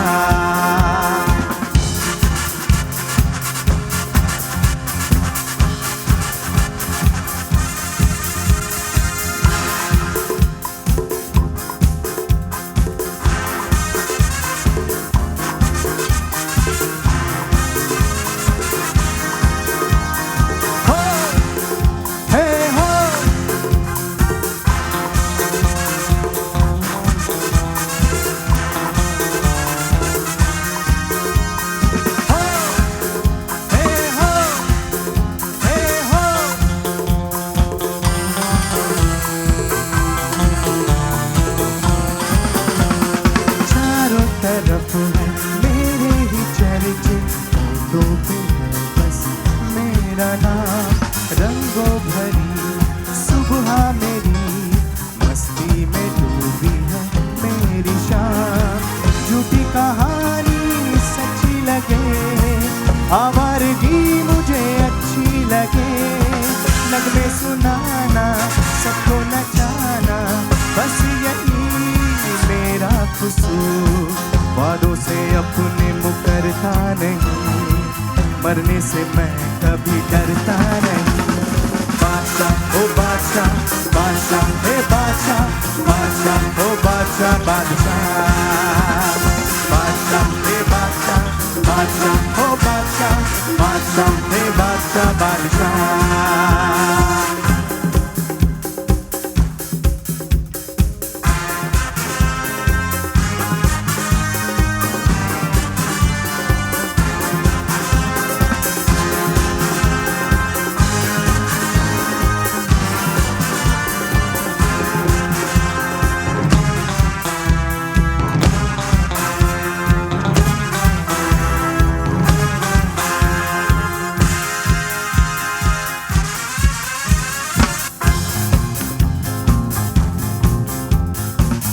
ये मोहब्बत कमजोरी नहीं, चाहत की दुनिया पे मेरा राज, बस मेरा रब पे झुकता मेरा सर, झुकते मेरे सामने है लाज। अंदाज मेरा सबसे जुदा, मैं बादशाहों का बादशाह, सपने सजाना सबको हंसाना, बस यही मेरा कसूर, वादों से अपने मुकरता नहीं, मरने से मैं कभी डरता नहीं। बादशाह ए बादशाह, बादशाह ओ बादशाह, बादशाह ए बादशाह, बादशाह, बादशाह ए बादशाह, बादशाह ओ बादशाह, बादशाह ए बादशाह, बादशाह।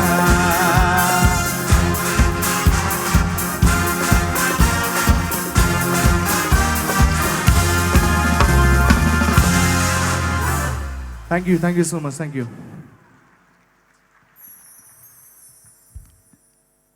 इस म्यूजिकल इवनिंग को आगे बढ़ाते हुए अब हम बुलाना चाहेंगे स्टेज पे म्यूजिक की अदाकारा one and only Saira Khan. A huge round of applause for Saira Khan.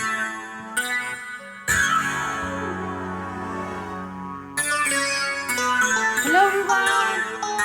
How are you all? एक बार जोरदार तालियां हो जाए आप सभी के लिए, अपने लिए, come on.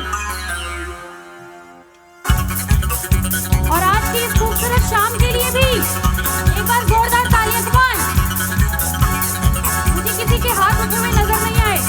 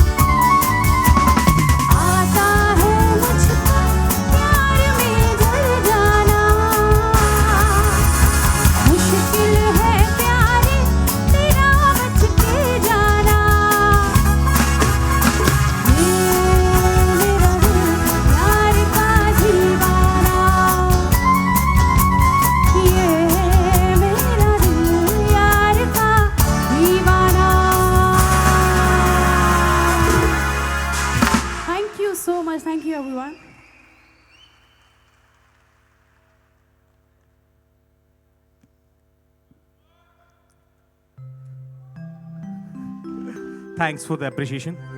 Thanks for joining us tonight. Now, अब वो घड़ी आ चुकी है जिसकी हमें इंतज़ार थी. अब मैं बुलाना चाहूँगा ऑनरेबल प्रेसिडेंट संजय अवस्थी जी को हमारे स्टेज पे. वो स्टेज पर आए और अमित कुमार जी का वेलकम करें.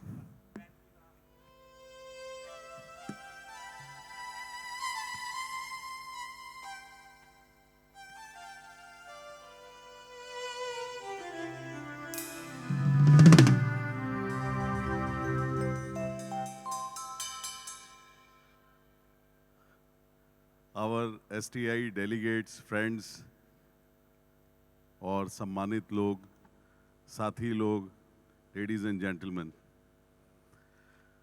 हम सभी को पता है कि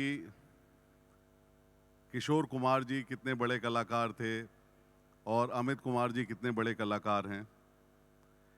बहुत ही कम ऐसा हुआ है जब जेनेटिकली लीगेसी लगभग उसी तरीके से आगे बढ़ती है, और मैं समझता हूं कि ये संयोग इस परिवार में हुआ है. जितने बड़े किशोर कुमार साहब लीजेंड थे और उन्होंने जितने शानदार गाने हम सभी लोगों को हमारी जनरेशन्स में दिए हैं, वैसे ही अमित कुमार जी. मैं बचपन से ही डाई हार्ट फैन था किशोर कुमार जी का, लेकिन जब NSI करने कानपुर पहुंचा तो पहली पिक्चर रिलीज़ जो हुई थी वो देखने हीर पैलेस में गए थे तेजाब. तो वहाँ पे मुझे सर का वो गाना आज तक नहीं भूलता, और उसके बाद मैं अमित कुमार जी का भी परमानेंट डाई हार्ट फैन हो गया कि कह दो कि तुम हो मेरे वरना. वो गाना मुझे आज भी नहीं भूलता. और वास्तव में आज हम सभी लोगों का बहुत बड़ा सौभाग्य है कि अमित जी हमारे बीच में हैं. किशोर जी को पता नहीं हम में से कितने लोगों ने सुना होगा लाइव, लेकिन इवन अमित जी को भी सुन के हमको वही एहसास होगा और हमें लगेगा कि किशोर कुमार जी तक हम सब पहुंच गए.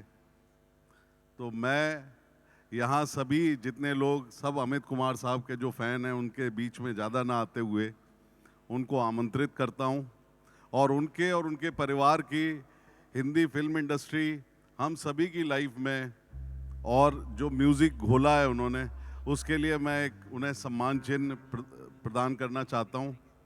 तो मैं चाहता हूँ कि अमित कुमार साहब आएँ,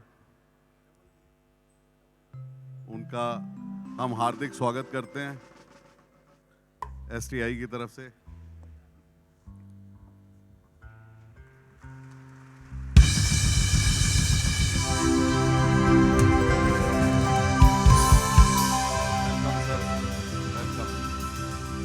सौभाग्य है कि आप हमारे साथ हैं आज.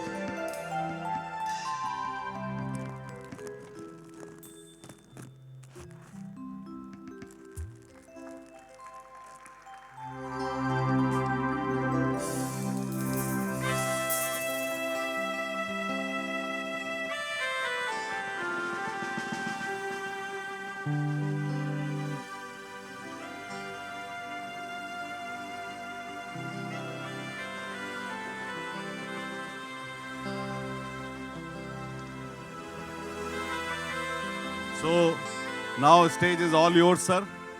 Thank you.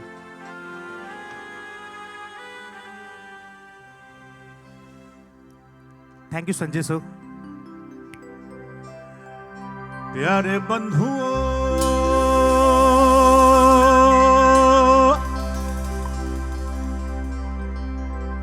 Sugar technologies association of India के प्यारे प्यारे संगीत प्रेमियों,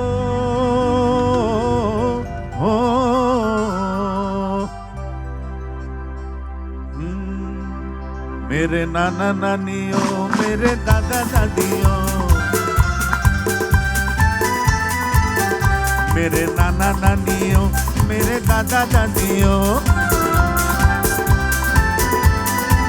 ओ मेरे काका काकियों, मेरे मामा मामियों,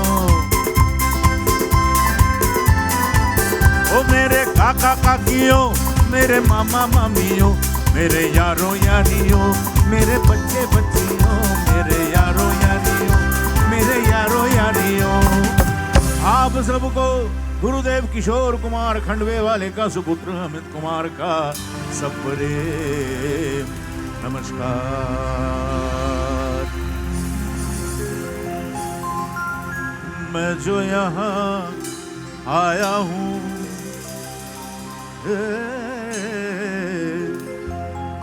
मैं जो यहाँ आया हूँ, ये आप सबका प्यार है, दुलार है, सत्कार है।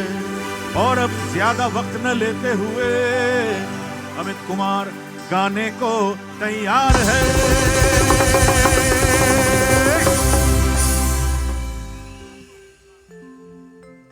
Sugar Technologists Association of India President Mr. Sanjay Avasthi ji, event artist managed by AJ Concerts of Events। प्यारे भाइयों और बहनों, दैवीय सज्जनों, बड़ों को प्रणाम, छोटों को मेरा आशीर्वाद। छोटे तो कोई दिख नहीं रहे मुझे, सब बड़े ही दिख रहे हैं। गोवा में बहुत दफा आ चुका हूँ। This is my, I don't know, first time I came to Goa, that was many years ago, 1975। मैंने बताया था सर को, आज गाड़ी लेके आया था मैं उस वक्त 75। I still remember the date. It was 1st November. I drove from Mumbai. I stayed at Baga Beach. I still remember. That was a different Goa, but आज भी वैसे ही है, beautiful. After the great music director S.D. Burman, he passed away on 31st October. My father said, "जाओ गोवा घूम के आओ." Crying, "You must go and enjoy." S.D. Burman was a very big influence on my father. अब जो गीत मैं शुरू करूंगा, इसमें एक छोटी सी कहानी है, सुनेंगे आप? If I narrate how this song came, how I got this song. ये बहुत मजेदार है किस्सा, छोटा कर दूंगा मैं, ज्यादा लंबा नहीं करूंगा। 1974 में रिकॉर्डिंग हुआ था ये, और this was my what should I से 75, हाँ 74 में रिकॉर्डिंग हुआ। This was my first, you can say, एक अलग एक स्थान मिला मुझे पिताजी के छत्र छाया से। And the person who was responsible was the great R.D. Burman, Rahul Dev Burman. तो मैं उन दिनों पिताजी के साथ इधर उधर शोज तो करता ही था, और and I was a great admirer of पंचम दा, जैसे कि बहुत सारे सिंगर्स और म्यूजिक डायरेक्टर्स आप लोग भी हैं, उस वक्त भी ही वाज रूलिंग। तो एक बार मैं पिताजी के साथ गया, एक दूसरा कोई रिहर्सल चल रहा था मन्ना दे के साथ। पिताजी बोला तू चल, तो पंचम का बहुत बड़ा भक्त है, चल आज हुआ। तो मैं बहुत खुश हो गया, तो मैं गया उनके साथ, and he was playing the harmonium and I was looking at him. और मन्ना दा भी थे, मन्ना दे साहब। रिहर्सल चल रही थी। अचानक ही looks at me, R.D. Burman, है कैसा है तू? मैं सुना तू गाना वाना गा रहा है कलकत्ता में, एक गाना सुना। मैं इतना घबरा गया, सब ने म्यूजिशियंस थे, सब लोग थे, बोले अरे गाओ गाओ गाओ। And all the musicians they started playing,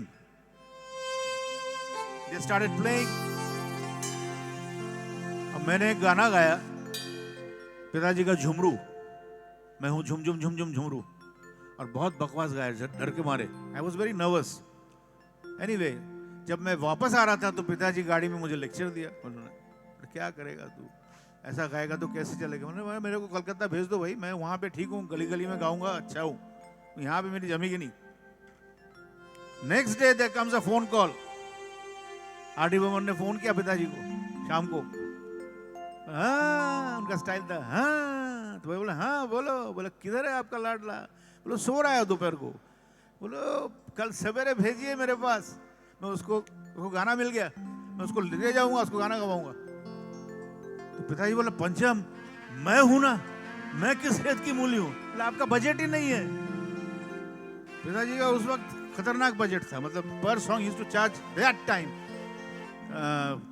more than 1,15,000 ऐसा, 1,30,000। वहां से मेरा बजट, मेरा तो बोलूंगा नहीं मैं आप लोग। उसके बाद मैं दूसरे दिन गया, छोटी सी फिएट में, that was S.D. Burman's fiat, उसमें बैठा मैं, मारुति राव कीर जो उनके तबलची थे एकदम शुरू से, ही वॉज ड्राइविंग, बारिश का मौसम था, मुझे याद है जुलाई के महीने में, मैं पीछे बैठा हूँ, पंचमदा सामने बैठे हैं, he is driving his tablachi Maruti, the great Maruti Rao. मैं बारिश चल रही तो बॉनेट ये अपना वाइपर ऑन नहीं कर रहा है, तो पंचम बोले, हे तू वाइपर क्यों नहीं ऑन कर रहा है, कुछ दिखता नहीं है। बॉनेट को लगता है वाइपर अपना ऐसा ऐसा होता है ना, उसका वाइपर ढूंढ ढूंढ ढूंढ ढूंढ ढूंढ ढूंढ करते करते हम पहुंचे फिल्म सेंटर, उसके बाद ये गाना मिला मुझे। खैर वाइपर को नहीं छुआ, गाना दिल को छुआ। बड़े अच्छे लगते हैं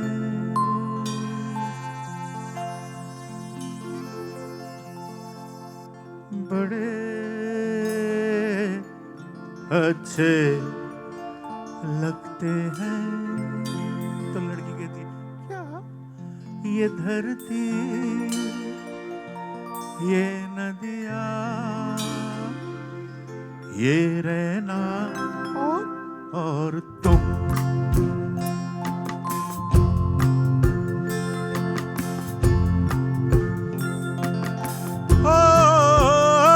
माझी रे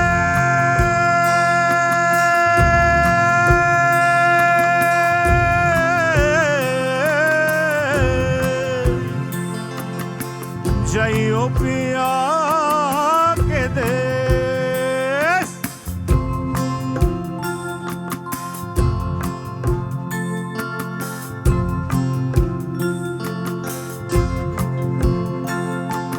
हम तुम कितने पास हैं, कितनी दूर है चांद सितारे। सच पूछो तो मन को झूठे लगते हैं ये सारे। हम तुम कितने पास हैं, कितनी दूर है चांद सितारे। सच पूछो तो मन को झूठे लगते हैं ये सारे, मगर सच्चे लगते हैं ये धरती ये नदियाँ ये रहना और तुम।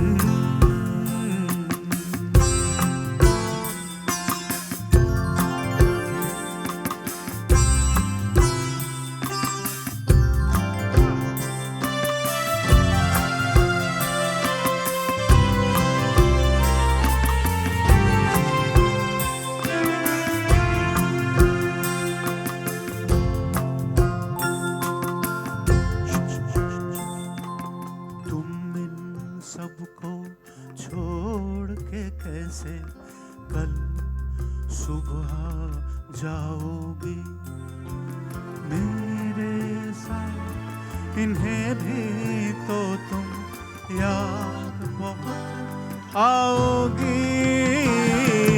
तुम इन सबको छोड़ के कैसे कल सुबह जाओगी साथ, इन्हें भी तो तुम याद बहुत आओगी। बड़े अच्छे लगते हैं ये धरती ये नदियाँ ये रहना और तुम। बड़े अच्छे लगते हैं हे हे हे हे हो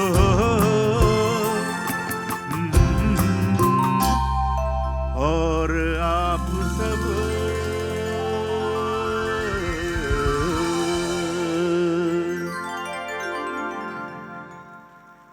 शुक्रिया, बहुत बहुत शुक्रिया, thank you so much. This was my first क्या कहूँ first hit song. Yes this was my first hit. इससे पहले मैंने बहुत गाने गाए थे लेकिन वो निकले नहीं। First song I sang for Saban Jagmohan, that was in 1973. It never came out. आज सब घूम रहे हैं सब इसमें यूट्यूब में. Second song was Madan Mohan ji के लिए गाया था मैंने, वो भी यूट्यूब में घूम रहा है, पिक्चर नहीं निकली. Third was Salil Chowdhury, maybe that was first, I don't remember. सब ये गाना मुझे मिला एंड इट केम. अब जो गीत है ये जोरदार ताली हो जाए रमेश मिश्रा जी और उनके बैंड के लिए. They are from the capital Delhi, new Delhi, being playing with me for so many years. अभी जो गाना है ये 1981 में एक फिल्म बनी जिसमें I became the voice of Rajendra Kumar ji son Kumar गौरव.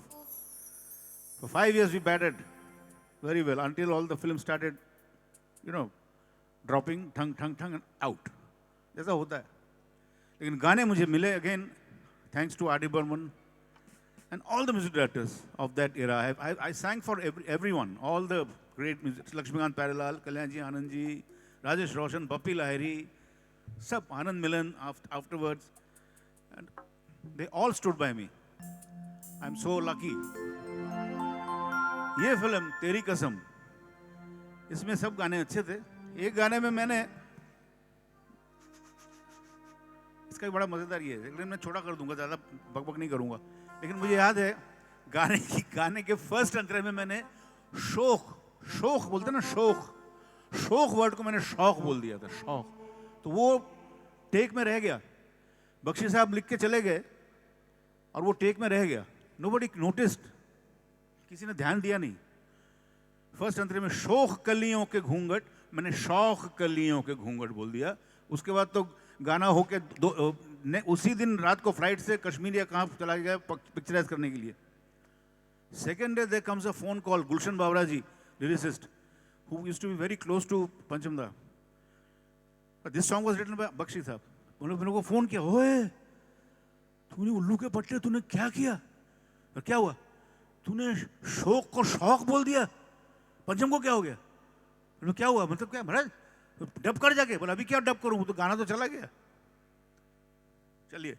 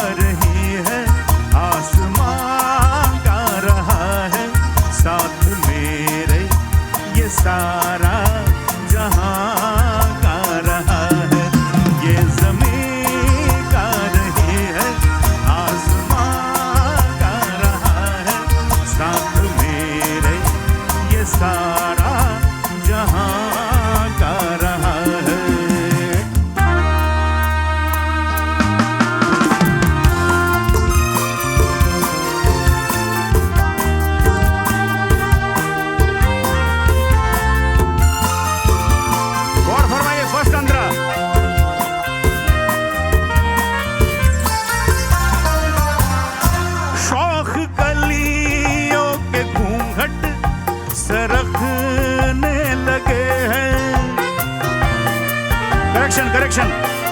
शोक कलियों के घूंघट सरकने लगे हैं, मस्त फूलों के दिल भी धड़कने लगे हैं.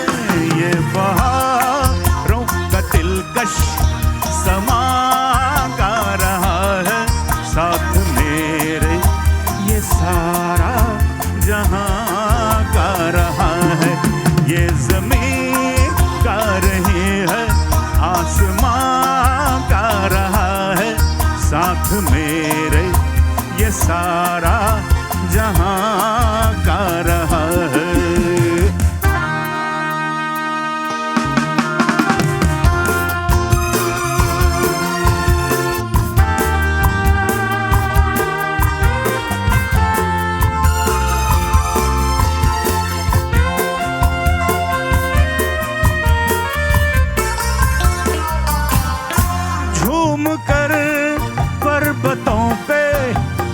दास्तां छा रही है, झूम कर पर्वतों पे घटा छा रही है, प्यार की उम्र शायद करीब आ रही है, मेरा दिल प्यार की ये दास्तां गा रहा है, साथ मेरे ये सारा जहां गा रहा है, ये ज़मीन गा रही है, आसमां गा रहा है, साथ मेरे ये सारा जहां गा रहा है, ला ला ला ला हे हे ला ला रा री रा रा गा री रा रा रा हे ला ला रा री रा रा। शुक्रिया, thank you thank you thank you. अब मैं आपके सामने 2 डुएट्स पेश करूंगा।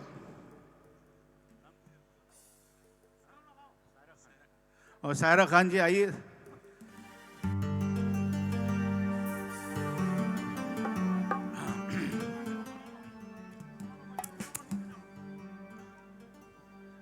मैं गोवा में कल आज सवेरे गया, बीच पर गया with my daughter and Miramar beach, no?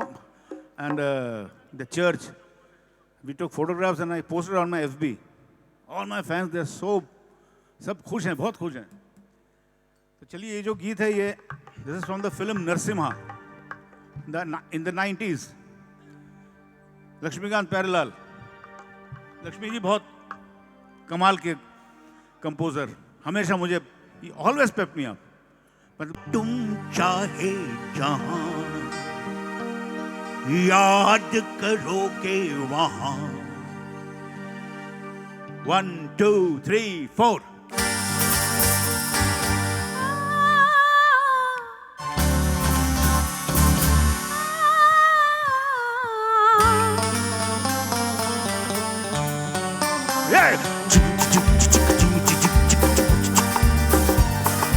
जाओ तुम चाहे जहां याद करोगे वहां, जाओ तुम चाहे जहां याद करोगे वहां, एक लड़का दुनिया में है जो दे सकता है तुम पे जान, जाओ तुम चाहे जहां याद करोगे वहां, जाओ तुम चाहे जहां याद करोगे वहां।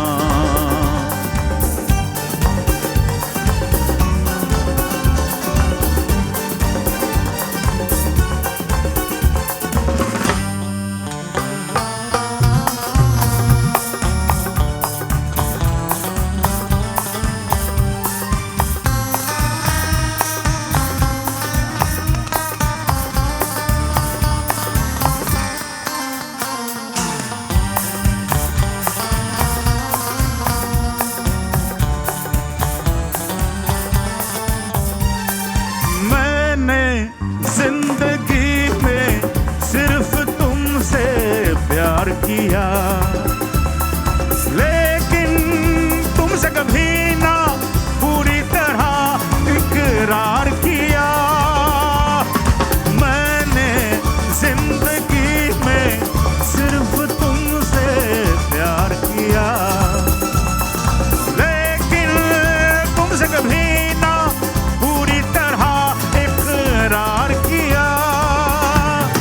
दिल में छुपाए हूँ मैं कितने उमंगे जवान, जाओ तुम चाहे जहां याद करोगे वहां, ये एक लड़का दुनिया में है जो दे सकता है तुम पे जान, जाओ तुम चाहे जहां याद करोगे वहां।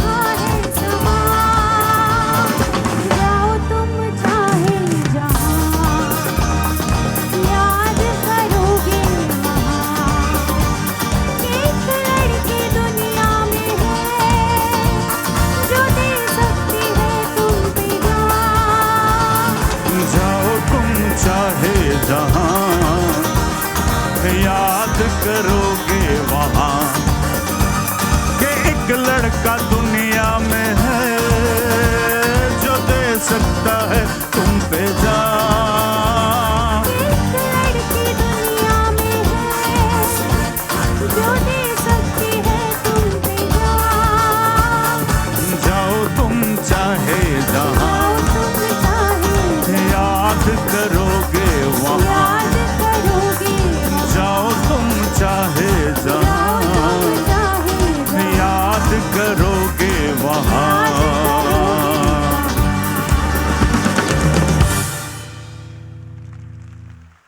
शुक्रिया, बहुत बहुत शुक्रिया, थैंक यू सो मच। अभी आपका फेवरेट गाना सर, ये भी गाना इस पिक्चर के बाद I became the voice of Anil Kapoor. Again we waited for 3-4 years until all the film started flopping, then out, again out. My journey was, you know, always like a, what should I say, समुद्र की लहर जैसा, ये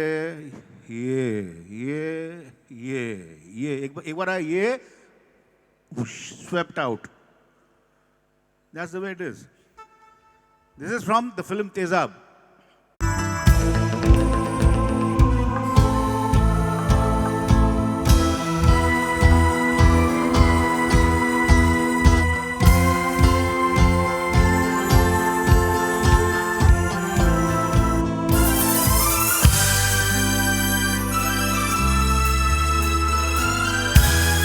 वाह visa जी,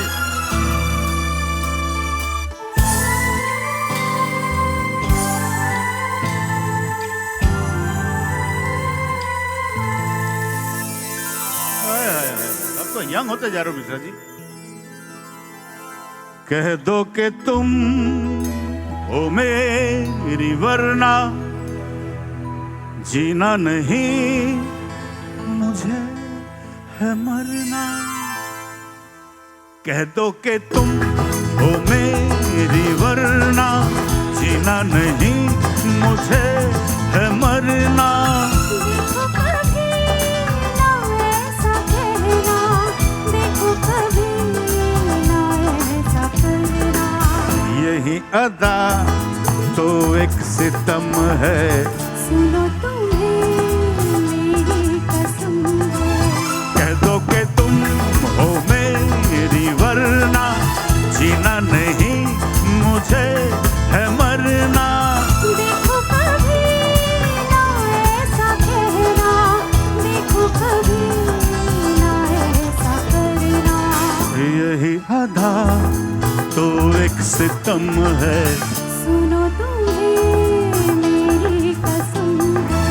कह दो कि तुम हो मेरी वरना जीना नहीं मुझे है मरना।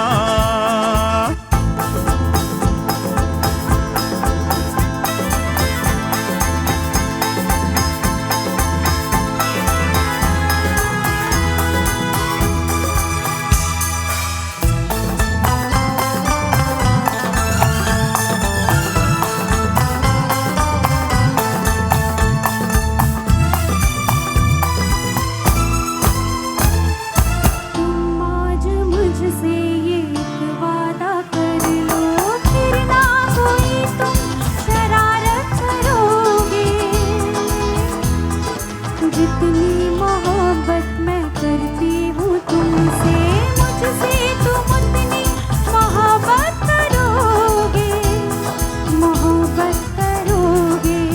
यही अदा तो एक सितम है, सुनो तुम्हें मेरी कसम है।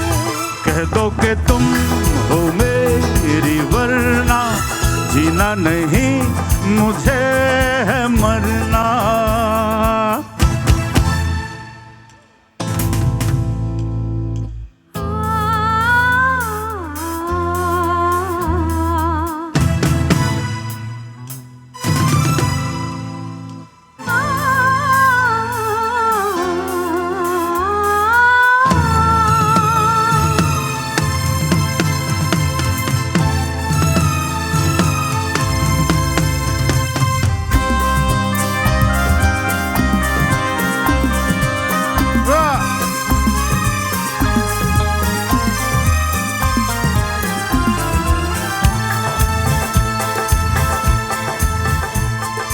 कल दिल दुखाया था मैंने तुम्हारा, इस बात का आज तक मुझको है गम।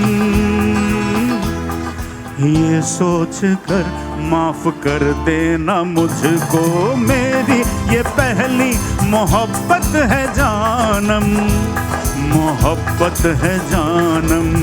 यही अदा तो एक सितम है, सुनो तुम्हें मेरी कसम है, कह दो कि तुम हो मेरे वरना, जीना नहीं मुझे है मरना।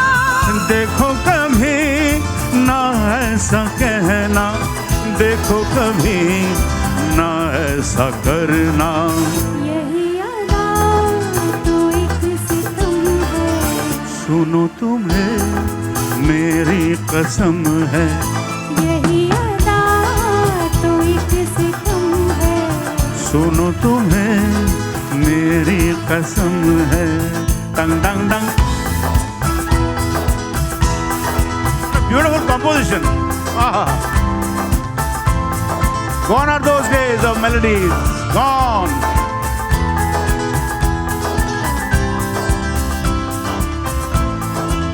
Da da dee da, da da dee da da, da da dee da, da da da da. One more time.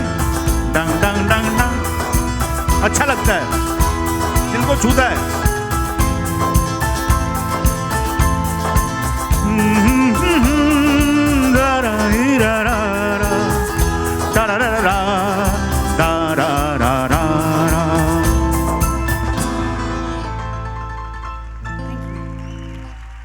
शुक्रिया, थैंक यू, बहुत बहुत शुक्रिया, thank you, thank you Sahira ji, thank you, thank you.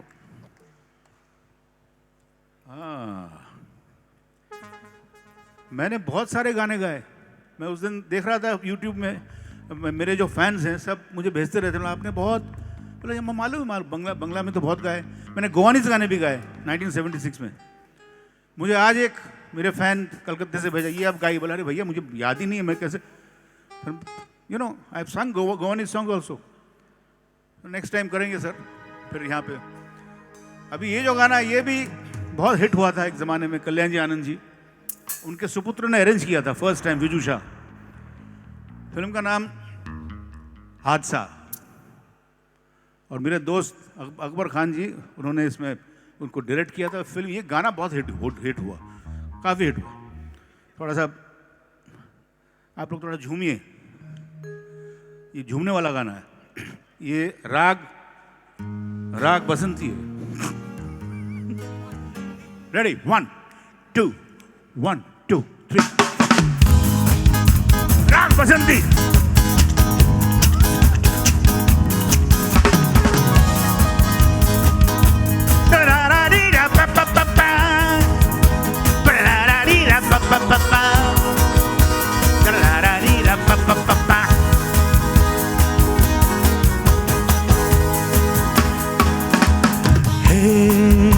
ये मुंबई शहर हादसों का शहर है, ये मुंबई शहर हादसों का शहर है। यहाँ जिंदगी हादसों का सफर है, यहाँ रोज रोज हर मोड़ मोड़ पे होता है कोई न कोई हादसा, हादसा, हादसा, हादसा।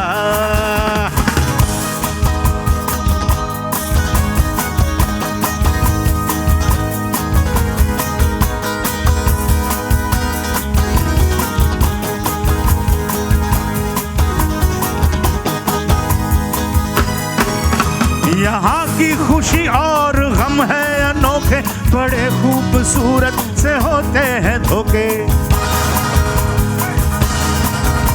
बहुत तेज रफ्तार है जिंदगी की, है फुर्सत की से कोई कितना भी सोचे।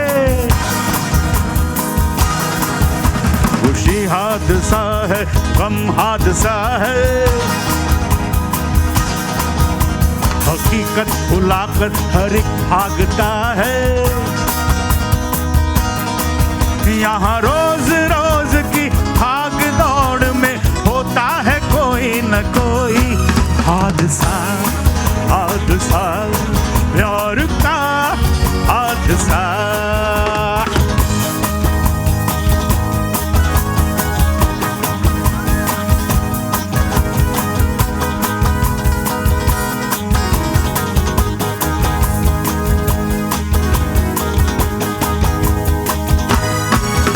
यहाँ आदमी आसमां चूमते हैं, नशे में तरक्की के सब झूमते हैं। बहुत तेज रफ्तार है जिंदगी की, है फुर्सत किसे कोई इतना भी सोचे। यहाँ की परिंदों की परवाज़ देखो, देखो देखो, हसीनों के चलने का अंदाज देखो। यहाँ हुस्न इश्क की आबो हवा में होता है कोई न कोई हादसा, हादसा प्यार का हादसा। ये मुंबई शहर हादसों का शहर है, यहाँ जिंदगी हादसों का सफर है। यहाँ रोज रोज हर मोड़ मोड़ पे होता है कोई न कोई हादसा, हादसा प्यार का हादसा, प्यार का हादसा, प्यार का हादसा।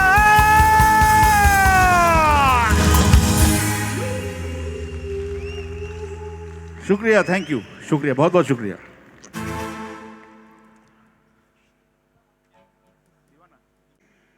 नाइन्टीज़ में एक बहुत अच्छे कलाकार दिल्ली से आए, टेलीविज़न में नाम कमाए, उसके बाद हीरो बन गए।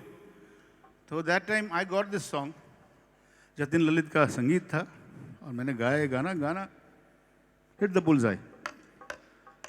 My first playback for that superstar. Film कभी हाँ तो कभी ना। मिश्रा जी शुरू, 1 2 3 4।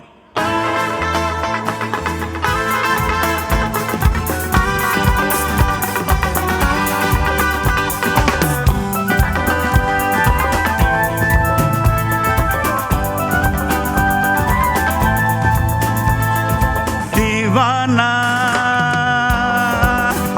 दिल दीवाना, दीवाना तेरा दीवाना। ओ कब से करे हैं तेरा इंतजार, कब आएगी मेरी जाने बहार। कब से करे हैं तेरा इंतजार, कब आएगी मेरी जाने बहार। ये जितना भी बहलाऊं ये इतना ही मचलता है दिल। दीवाना दिल दीवाना, दीवाना तेरा दीवाना।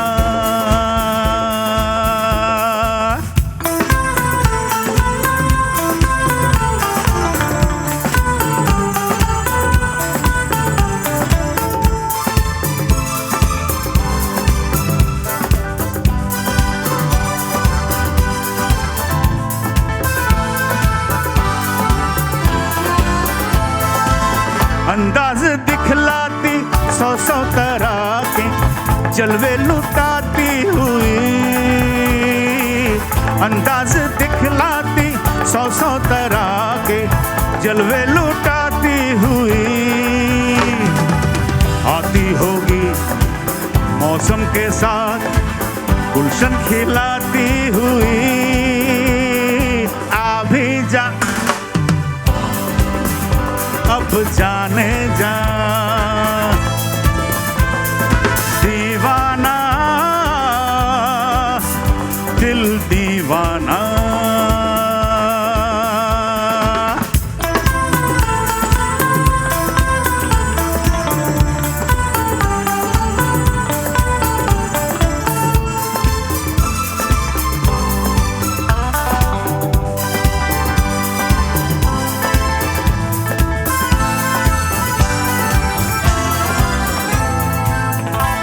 सितारा तो मांगा था रब से, तुझको ही जाने वफा।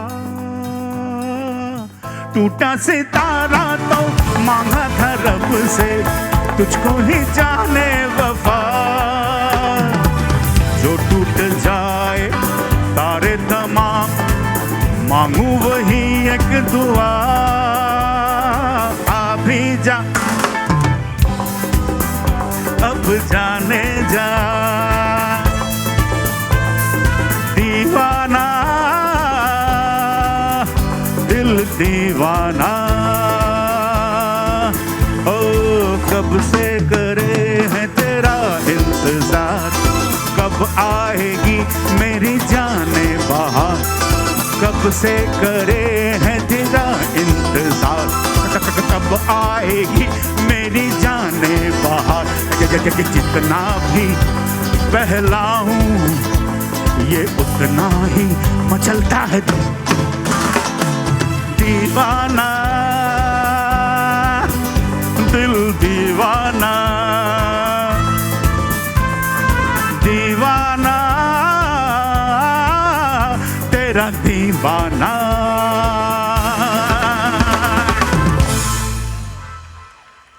शुक्रिया, thank you. I got carried away. कुछ गाने ऐसे होते, you can't just stand like a rock and sing, you have to move. So, I hope you all are enjoying. Thank you so much. I'm trying my best. Now we come to मेरे पिताश्री के गाने थोड़े बहुत सुना देता हूँ। हाँ, क्योंकि आज जो भी हूँ मैं उनके वजह से ही हूँ। It was he all who, my mother of course, my mother and my father, both of them, I give them credit. My mother also and my father. पिताजी उन दिनों मैं कलकत्ता में गा रहा था, मेरी माँ ने फ़ोन किया, I make it shorter, वो तो गली गली में गाता है, पढ़ाई लिखाई में मन है ही नहीं। तो my father said very good, very good, very good, I like it. And he comes to Calcutta. और वहाँ पे रविंद्र सदन में प्रोग्राम देखता है 1973 में। तो मैं बोला तुम्हारे लिए मैंने सामने सीट रखा। बोला कभी मत करना गलती। क्यों? बोला कोई तुम्हारा तेरा गाना सुनेंगे नहीं, सब मेरे को देखेंगे। He was right. So we put him in the side में जहाँ से लाइटिंग होता है वहाँ पे बैठा दिया। और किसी को ऑडियंस को मालूम नहीं है किशोर साहब बैठे हुए हैं। And he is listening to his son, I am singing. And he is doing. Then he tells my mother, चलो उसको भी भेजो, बॉम्बे भेजो, हो गया।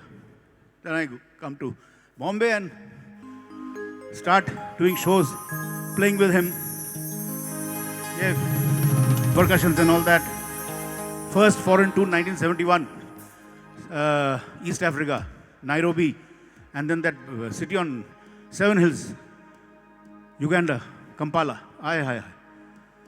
Those were days. I remember Idi Amin साहब सबकी धोती खोल दी थी एकदम पूरा।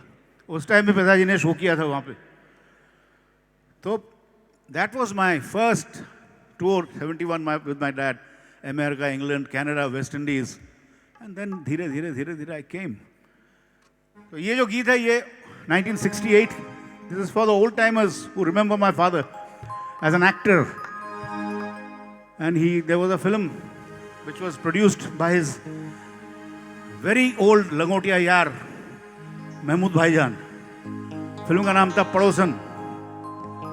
और वो गाना जो all the songs were great, but this song really hit the bullseye. चलिए,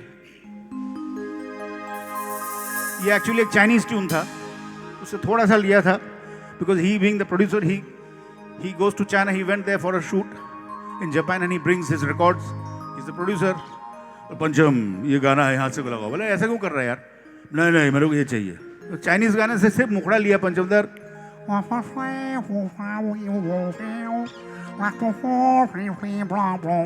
बस इतना ही लूंगा, उससे ज्यादा नहीं। अरे हे ला ला ला ला ला ला ला ला ला ला ला ला ला ला ला ला ला।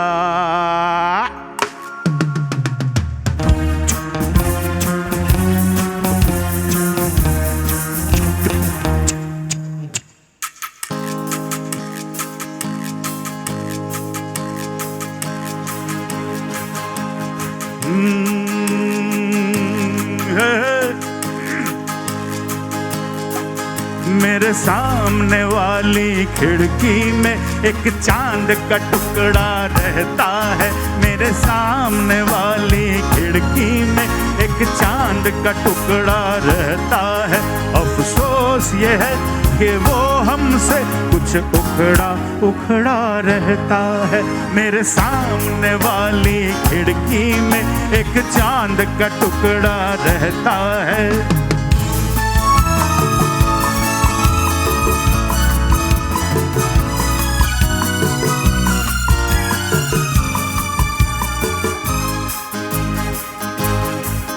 जिस रोज से देखा है उसको हम शम्मा जलाना भूल गए, जिस रोज से देखा है उसको हम शम्मा जलाना भूल गए। दिल थाम के ऐसे बैठे कहीं आना जाना भूल गए। अब 8 पहर इन आँखों में वो चंचल मुखड़ा रहता है। मेरे सामने वाली खिड़की में एक चांद का टुकड़ा रहता है।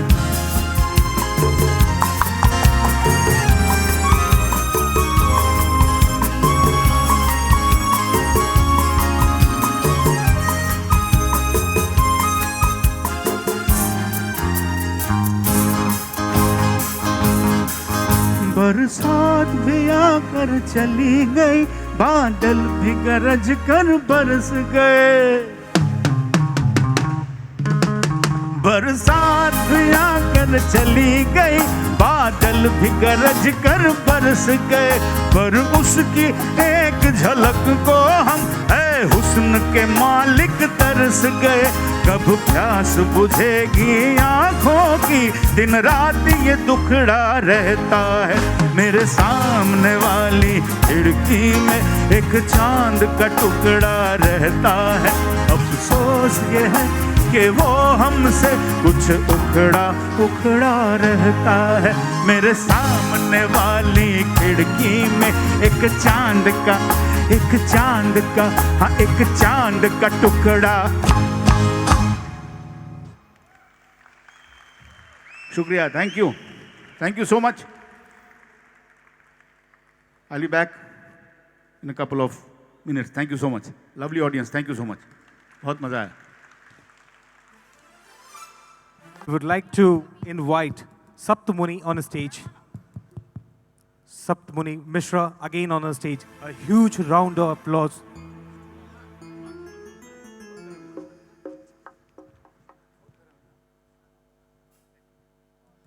Are you all enjoying? मजा आ रहा है आप लोगों को? थोड़ा शोर तो हो जाए, पीछे वाले थोड़ा शोर हो जाए। क्या बात।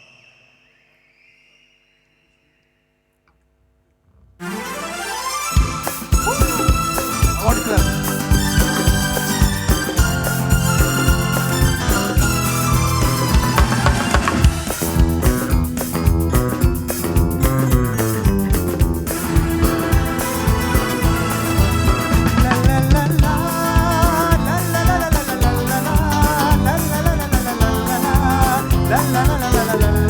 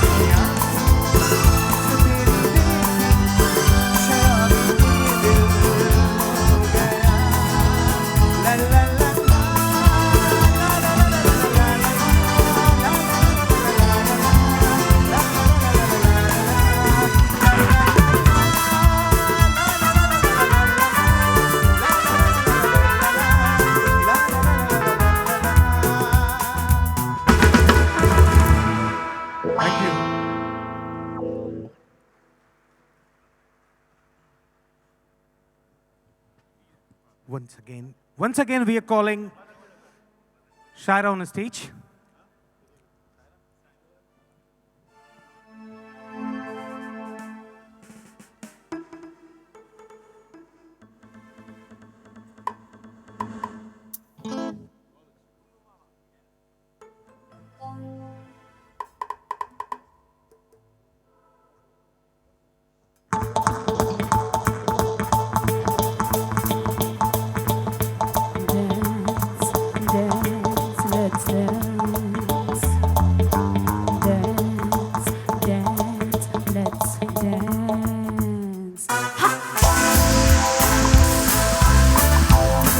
Everybody, let's dance, come on.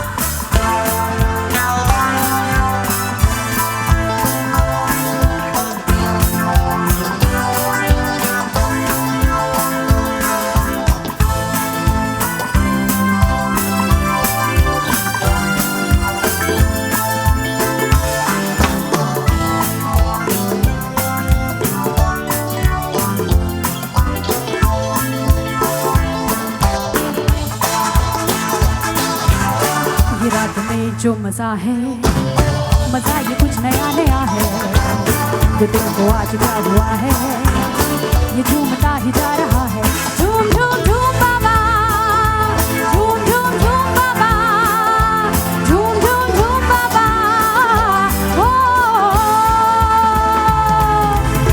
ये रात में जो मजा है, मजा ये कुछ नया नया है।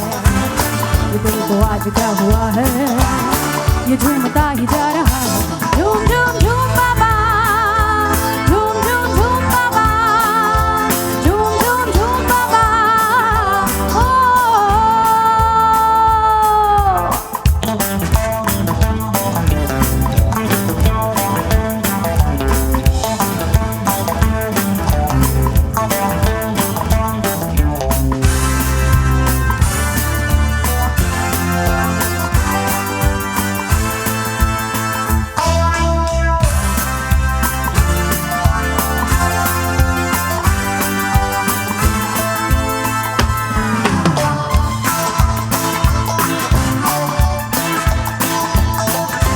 दिल में ख्वाब जागे जागे है निगाहें सोई सोई। डांस डांस, आज खुश नसीब वो ही जिसकी बाहों में है कोई। डांस डांस,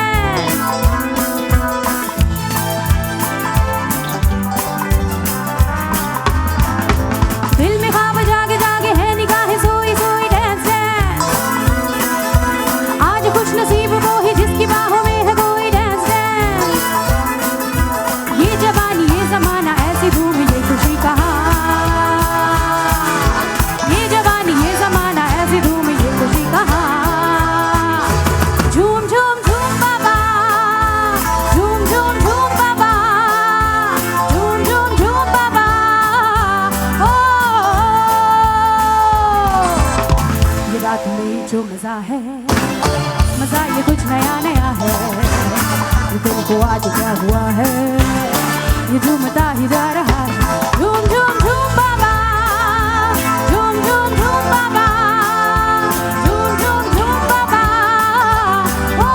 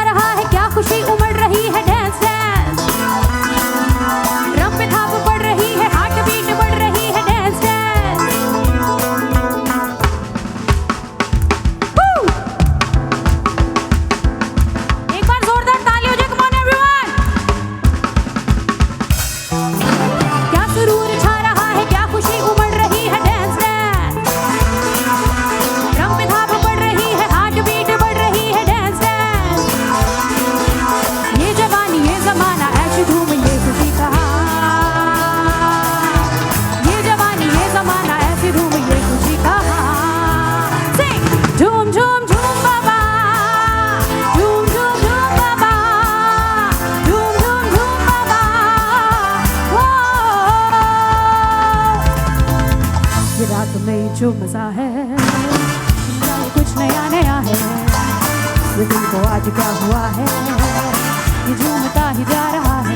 झूम झूम झूम बाबा, झूम झूम झूम बाबा, झूम झूम झूम बाबा, झूम झूम झूम बाबा, झूम झूम झूम बाबा, झूम झूम झूम बाबा।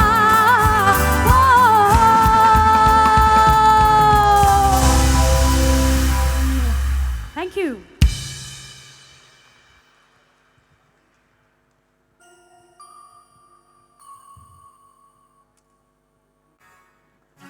और ये जो अगला गाना है, आई होप यहाँ पे बैठे सभी लोगों का बहुत ही फेवरेट सॉन्ग होगा। अगर है तो सभी तालियां बजाएंगे साथ।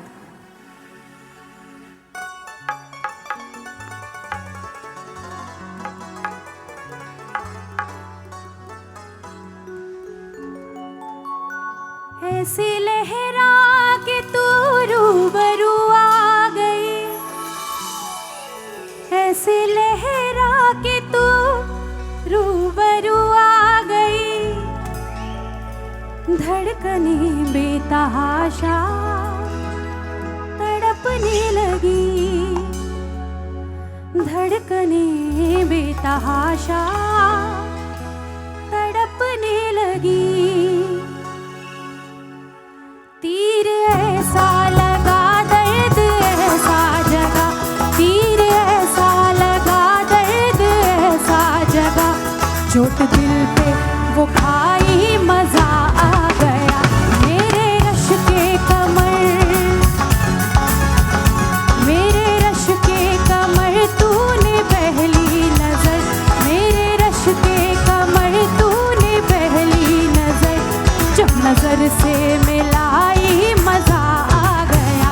मेरे रश के कमर तूने पहली नजर, मेरे रश के कमर तूने पहली नजर। जब नजर से मिलाई मजा आ गया, जब नजर से मिलाई मजा आ गया। बर्क सी गिर गई, काम ही कर गई, बर्क सी गिर गई, काम ही कर गई। आग ऐसी लगाई मजा आ गया।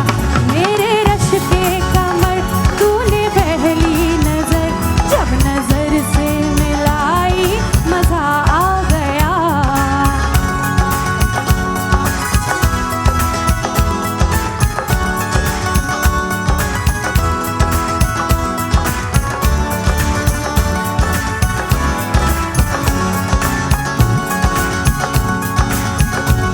और क्या कह रहे हैं? रेत ही रेत थी मेरे दिल में भरी, रेत ही रेत थी मेरे दिल में भरी।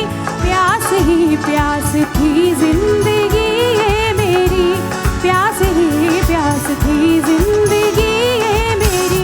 आज सहराओं में इश्क के गाँव में, आज सहराओं में इश्क के गाँव में। बारिशें गिर के आई मजा आ गया। मेरे रश के कमर तूने पहली नजर, जब नजर से मिलाई मजा आ गया।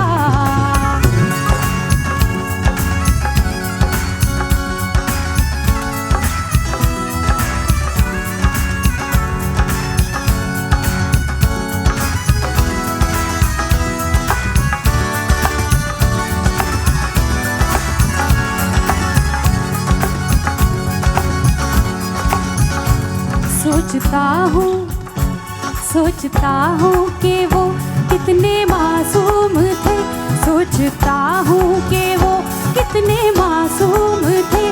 क्या से क्या हो गए देखते देखते, सोचता हूँ कि वो कितने मासूम थे।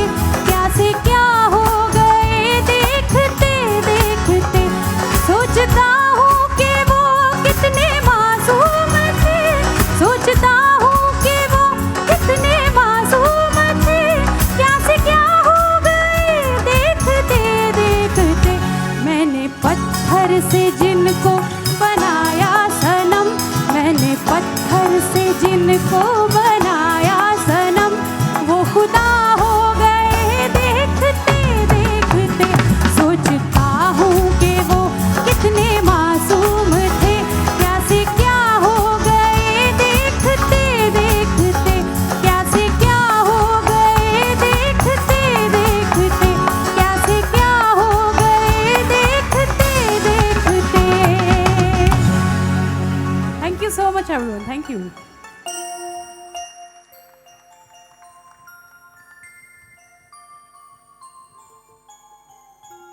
नमस्कार।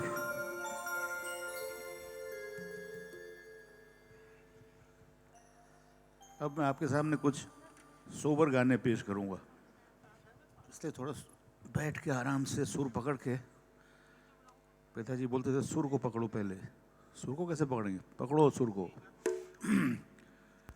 ये गाना बहुत, इट्स अ ब्यूटीफुल सॉन्ग।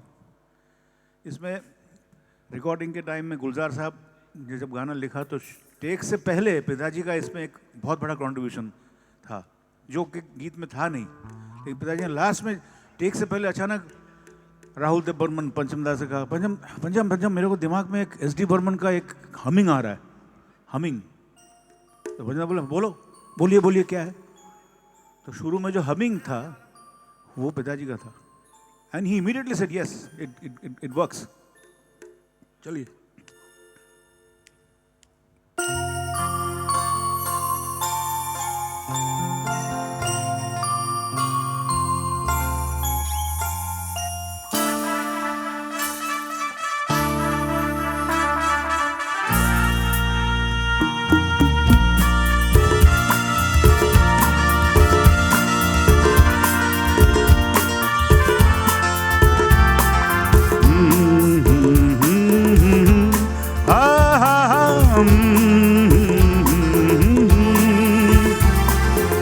आने वाला पल जाने वाला है, आने वाला पल जाने वाला है। हो सके तो इसमें जिंदगी बिता दो, पल जो ये जाने वाला है। ओ आने वाला पल जाने वाला है। हो सके तो इसमें जिंदगी बिता दो, पल जो ये जाने वाला है।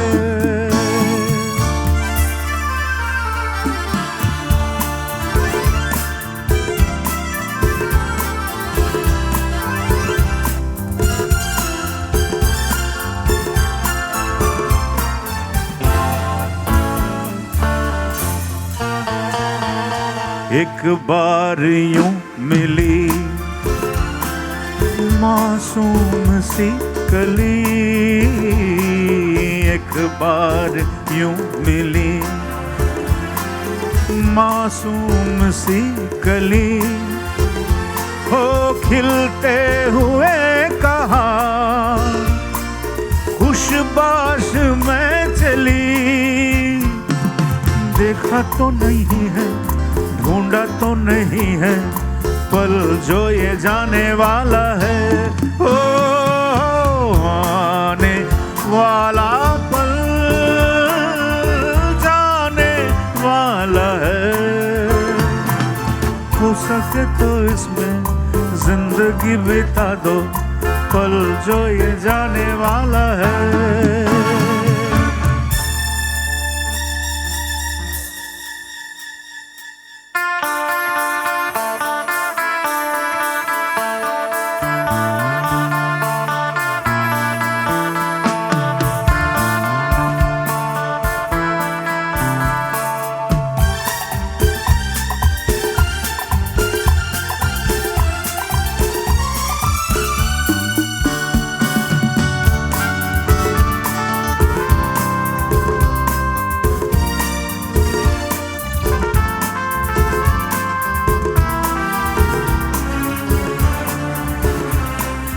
एक बार वक्त से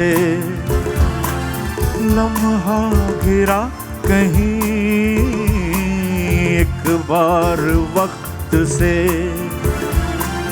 लम्हा गिरा कहीं, वहाँ दास्तां मिली, लम्हा कहीं नहीं। थोड़ा सा हंसा के, थोड़ा सा रुला के, पल ये भी जाने वाला है। हो आने वाला पल जाने वाला है। हो सके तो इसमें जिंदगी बिता दो, पल जो ये जाने वाला है। हो आने वाला पल जाने वाला है। आने वाला पल जाने वाला है।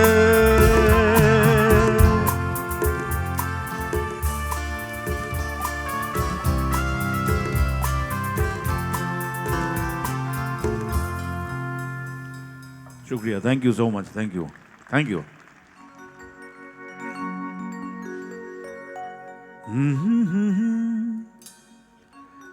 हसीना से यूं मुलाकात हो गई, एक अजनबी हसीना से यूं मुलाकात हो गई।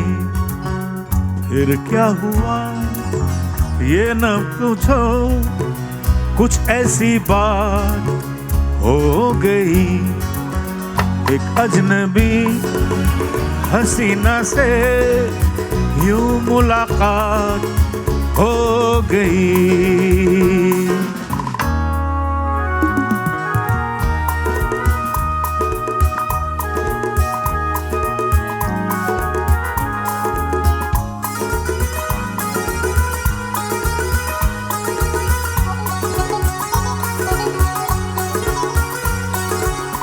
वो अचानक आ गई यूं नजर के सामने, जैसे निकल आया घटा से चांद।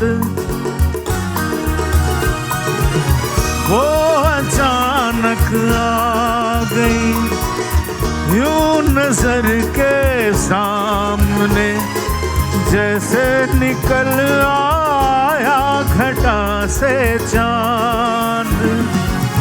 चेहरे पे जुल्फे बिखरी हुई थी, दिन में रात हो गई।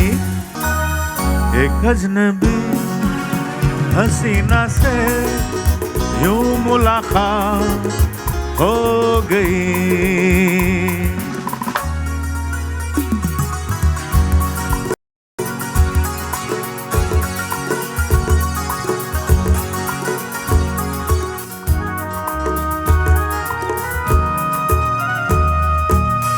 जाने मन जाने जिगर, होता मैं शायर अगर, कहता गजल तेरी अदाओं पर। जाने मन जाने जिगर, होता मैं शायर अगर, कहता गजल तेरी अदाओं पर।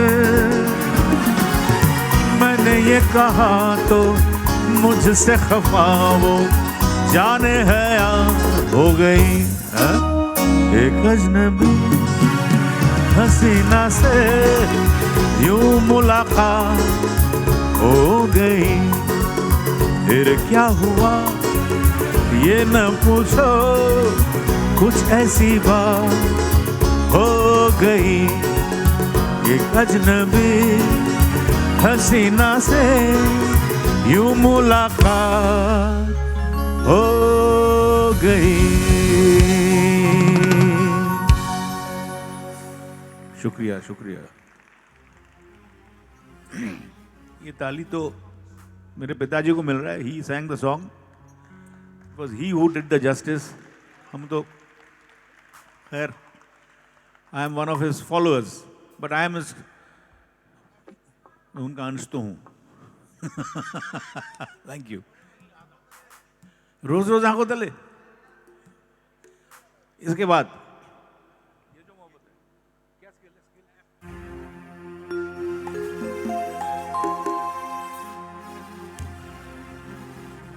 अभी इन दिनों YouTube में आप लोगों ने सुना होगा, who is following the YouTube, पंचमदा के कुछ अनरिलीज गाने बहुत रिलीज हो रहे हैं.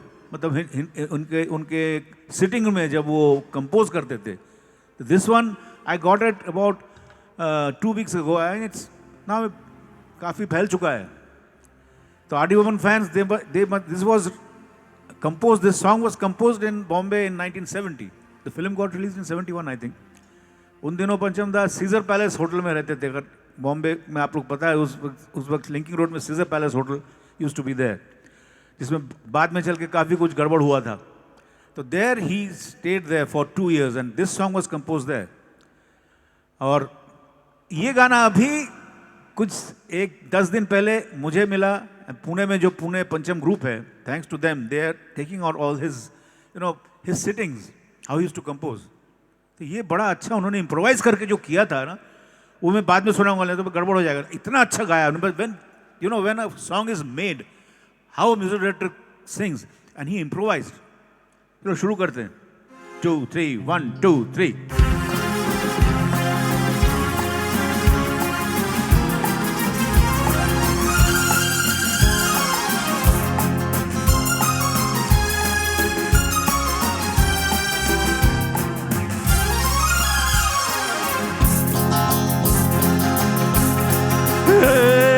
ये जो मोहब्बत है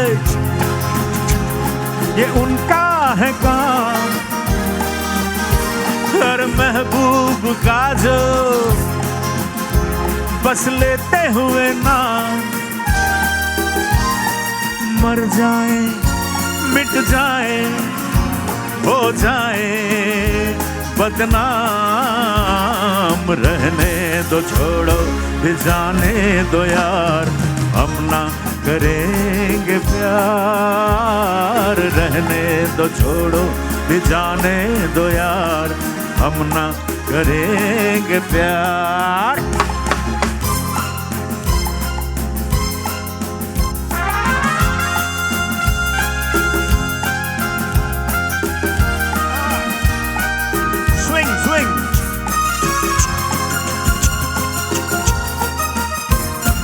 टूटे अगर सागर नया सागर कोई ले ले, मेरे खुदा दिल से कोई किसी से न खेले. टूटे अगर सागर नया सागर कोई ले ले, मेरे खुदा दिल से कोई किसी से न खेले. दिल टूट जाए तो क्या हो अंजाम, ये जो मोहब्बत है ये उनका है काम, हर महबूब का जो बस लेते हुए नाम. मर जाए मिट जाए हो जाए बदनाम, रहने दो छोड़ो भी जाने दो यार, हम ना करेंगे प्यार. रहने दो छोड़ो भी जाने दो यार, हम ना करेंगे प्यार.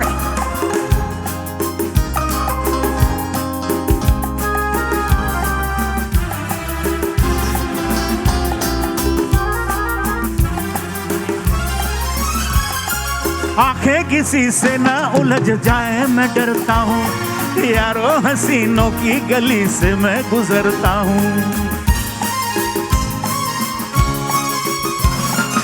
आंखें किसी से ना उलझ जाए मैं डरता हूँ, यारों हसीनों की गली से मैं गुजरता हूँ. बस दूर ही से करके सलाम. अभी आर डी बर्मन. ओ ये जो मोहब्बत है ये उनका है काम, महबूब का जो बस लेते हुए नाम. हार जाए, हम मिट जाए, हो जाए बदनाम। रहने दो, छोड़ो, ये जाने दो यार, अपना करेंगे प्यार। रहने दो, छोड़ो, ये जाने दो यार, हम ना करेंगे प्यार।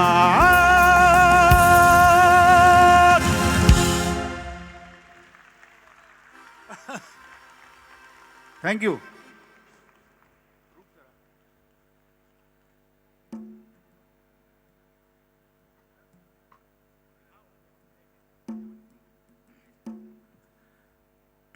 अवस्थी साहब, उनका request,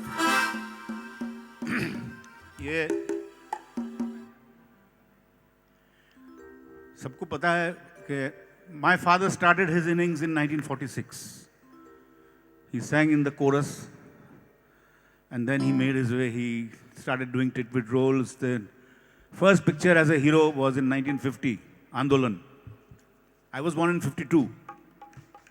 Then he became a singing star. He was very famous, the successful singing star of Indian cinema. And he used to sing only for Devanand, Dev Saab. He was so busy with his acting assignments. Then ऐसा होता है, पिताजी बोलते थे कि मेरा ऐसा गया, फिर ऐसा हुआ, फिर ऐसा आया मैं। तो लक्ष्मी जी बोलते थे, लक्ष्मीकांत प्यारेलाल जी के लक्ष्मी जी बोलते थे, किशोर दा यू आर एन एक्सेप्शनल। ये लाइन से जो एक बार गया तो वापस आना बड़ा मुश्किल है, लेकिन आप ऐसे आए, फिर ऐसे गए, फिर ऐसे आए, because of his voice. Yes, and the film was Aradhana. Aradhana में सब गाने हिट थे। एंड अगेन ओल्ड पिताजी के गुरु, जिनको पिताजी बहुत मानते थे, सहगल साहब के बाद, खेमचंद प्रकाश जी के बाद S D. Burman. S D. Burman always stood by him, शुरू से। किशोर, मैं तेरे साथ हूँ, दुनिया गई तेल लेने। दादा मुनि अशोक कुमार बहुत बड़े भाई पिताजी को बहुत क्रिटिसाइज करते थे। मतलब उस वक्त, तेरे वॉइस में क्या है किशोरिया, तेरे वॉइस में मॉड्यूलेशन नहीं है, देख जब क्लासिकल तो तुझे आता नहीं है। अब पिताजी चुपचाप, ठीक है मुझे मालूम है तुम बड़े भाई हो, मैं कुछ बोल नहीं सकता, मुझे मालूम है तुम कैसे गाते हो, मन में बोलते थे। और बाद में जब पिताजी आए, स्टेज पर आए, तो वही अशोक कुमार सामने बैठ के, अवस्थी साहब सामने बैठ के षणमुखानंद हॉल में हर शो में, ये रिकॉर्ड है षणमुखानंद हॉल सायन में 1967 to 74, every Friday Kishore Kumar show, house full that time, house full, sold out without any promoters. ये हिस्ट्री है। यस, अभी भी बोलते हैं कि ये, with all due respect to all great artist, but Kishore Kumar show house full for 8 years, every Friday house full. और सब उस जमाने के सब बड़े बड़े हीरो, आराज कपूर साहब, दिलीप साहब, देवानंद, एवरीवन फोन करके बोलते थे हमको देखना है, शो देखना है। तो अशोक कुमार जो पहले क्रिटिसाइज करते थे पिताजी को, तेरे आवाज में मॉड्यूलेशन नहीं है, वो आके खुद बैठ के, तो पिताजी बोलते दादा मुनि अभी तुम क्यों मैं आके मेरे गाने सुनते हो? नहीं नहीं, तेरे को जो तुम तो मुझे डिस्करेज करते थे। बोला देख, डिस्करेज अगर नहीं करता तो ये डिस्करेजमेंट एनकरेजमेंट में नहीं होता, तू यहाँ पहुँचता ही नहीं। ये बात भी सही है, डिस्करेज करते करते तो एनकरेज हो जाता है ऐसा। And that happened. तो ये जो गाना है, ये गाने का धुन अलग ही था। पहले एस.डी. बर्मन ने अपने भाटियाली स्टाइल में बनाया था, त्रिपुरा। तो फोन किया उन्होंने पिताजी को, किशोर वो एक हीरो आया है, वो मैंने चुना है तेरे को, गड़बड़ मत करना, रिहर्सल करेंगे, तू सवेरे आ जा उम्मीद को लेके, उम्मीद, यू कॉल मी उम्मीद, उम्मीद को लेके आ जा, मैं मच्छी वच्छी बनाऊंगा, रिहर्सल करने का। और ये नया लड़का है शक्ति, पिक्चर शुरू कर रहा है, उसमें एक गाना तेरे को गाने का है। वो हीरो जो है ना, वो थोड़ा नेपाली लगता है, राजेश खन्ना। ये बोलने की क्या जरूरत है? तो हम लोग गए सवेरे। अभी उन दिनों लिंकिंग रोड में, जहाँ पे अभी एक बहुत बड़ा बिल्डिंग है, कौन बिल्डर है अपना, रहेजा साहब का बिल्डिंग, वहाँ पे there used to be the jet bungalow by S D. Burman. वहाँ पे वो कंपोज करते थे। और हम लोग गाड़ी से गए, गाड़ी से उतरे तो ऊपर वो खड़े थे बाहर, एक there used to be portico, they used to come and eat paan and think सुन तो खड़े थे वहाँ पे। तो पिताजी बोला सजिंदा मैं आ गया। अरे तू आ गया, बड़ी गुड बड़ी गुड बड़ी गुड। अंदर चले गए। अभी हम लोग बाप बेटे खड़े, दरवाजे नहीं खोले, अवधि साहब दरवाजे नहीं खोल रहे। बोले यार कैसा आदमी यार, 1 मिनट होके दरवाजा, सचिंदा 1 मिनट होके दरवाजा नहीं खोला, अरे सचिंदा अंदर से खिड़की थे ढुड़ुक। अरे तू कब आया? अभी तो आपने मुझे बोला ग्रीट किया, घंटी क्यों नहीं मारी? चलो घंटी मारो, I am man of principle. घंटी हम लोग अंदर गए, ऊपर गए तो देखे सब बैठे हुए हैं, साजिंदे सब म्यूजिशियंस, और वो कोने में राजेश खन्ना जी, शक्ति सामंत और आर.डी. बर्मन, तीनों दे वर सिटिंग वेरी सीरियस। तो पिताजी को ऐसा लुक दिया उन्होंने, पिताजी समझ गए समथिंग इज फिशी, एकदम टिपिकल ढिंग ढिंग ढिंग ढिंग ढिंग। पिताजी बोला कुछ तो गड़बड़ है। अभी S D. Burman, because they were not happy with the tune which S D. Burman पहले बनाए थे, किशोर ये गाना मेरा त्रिपुरा का है, एकदम वंडरफुल मेरा वही फोक, हाँ अभी सुन तू। अभी रूप तेरा मस्ताना का ओरिजिनल वर्जन पहले कैसा बना और कैसे पिताजी ने चेंज किया। एस.डी. बर्मन गाना सिखा रहे हैं किशोर साहब को, हाँ किशोर हाँ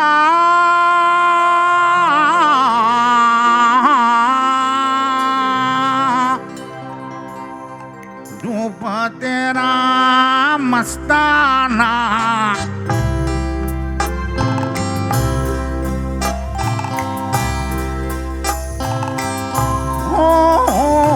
रूप तेरा मस्ताना, प्यार मेरा दीवाना, भूल कोई हमसे ना हो जाए।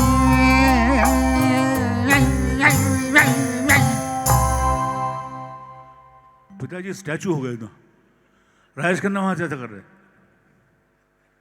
शक्तिदा पिताजी के पास है, पंचम कर रहे हैं। अभी शक्तिदा आके पिताजी को बोला किशोर मुझे नहीं जम रहा है ये, थोड़ा मैं एक शॉट में लूंगा, ये नहीं जम रहा है, ये मेरे को ढोलक तबला नहीं चाहिए इसमें। अभी एस.डी. बर्मन गॉट फ्यूरियस, बोले तुम लोग क्या करता है हमको मालूम है, हमारा यही ट्यून रहेगा, I am not going to change, I am not going to change, नहीं तो पंचम को ले लो म्यूजिक डायरेक्टर, मैं जाता है। मेरी बात तो सुनिए, my father he just went back to his childhood, उनको एक ट्यून याद आया जो एस.डी. बर्मन ने कंपोज करके खुद भूल गए थे। बांग्ला में ऐसे डमी वर्ड्स होता है ना, जब कंपोज करते हैं तो डमी वर्ड्स करते, तो बांग्ला में डमी वर्ड्स उन्होंने बनाया था, पिताजी को याद था। तो पिताजी बोला सचिंदा ओ सचिंदा किशोर मेरे को मस्का मत मार, हम नहीं करेगा। मेरी बात तो सुनिए, आपने बहुत साल पहले किया था, मुझे वो गाना जच रहा है सिचुएशन के साथ। बोला कौन सा गाना? बोला हाँ। अभी पिताजी उल्टा हो गया, पिताजी याद दिलाया उनका ही एक डमी वर्ड्स में, द बर्थ ऑफ रूप तेरा मस्ताना, 1 2 3 टक टक। एस.डी. बर्मन सुन रहे हैं सब, बाबा माय फादर একটু বাদে শ্বশুর বাড়ি দিয়ে দেব আমি হামাগুড়ি, এই একটু বাদে শ্বশুর বাড়ি গিয়ে দেব আমি হামাগুড়ি, ওই শুনবধু শুনবধু শুনবধু সুন্দরী।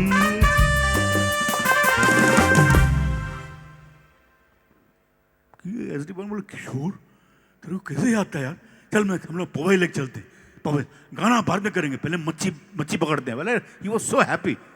This is how Roop Tera Mastana was made. Rest is history. Let's do it. 1 2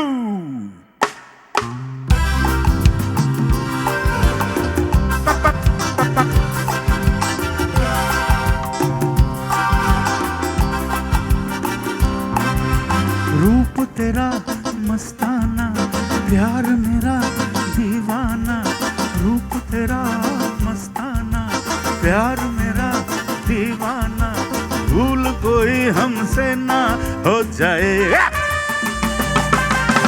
रूप तेरा मस्ताना, प्यार मेरा दीवाना, भूल कोई हमसे ना हो जाए।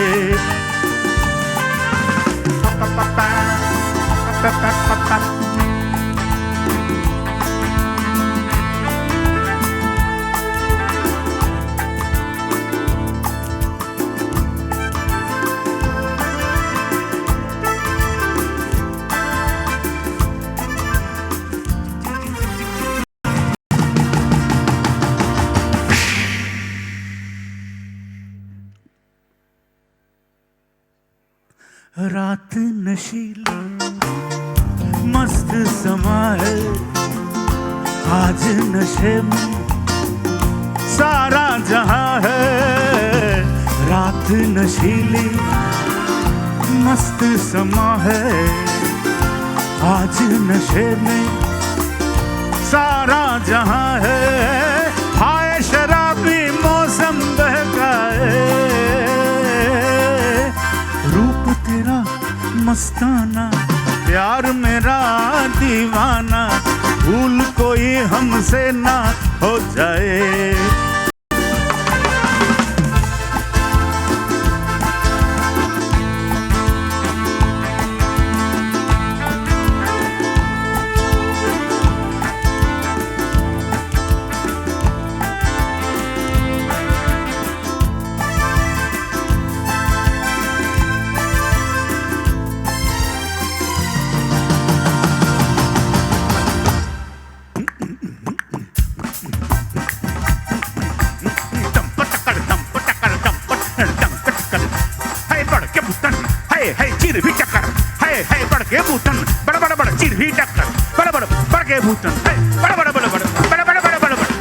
रोक रहा है हमको जमाना, दूर ही रहना, पास न आना। रोक रहा है हमको जमाना, दूर ही रहना, पास न आना। कैसे मगर कोई दिल को समझाए, একটু বাদে শ্বশুর বাড়ি গিয়ে দেব আমি হামাগুড়ি। এই শুনবধু শুনবধু শুনবধু সুন্দরী, रूप तेरा मस्ताना, प्यार मेरा दीवाना, भूल कोई हमसे ना हो जाए।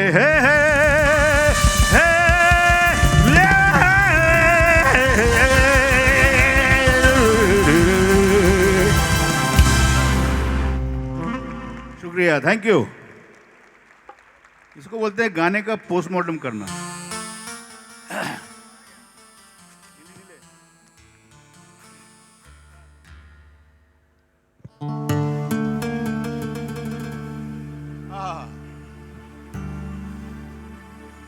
अवस्थी साहब, मजा आया आपको?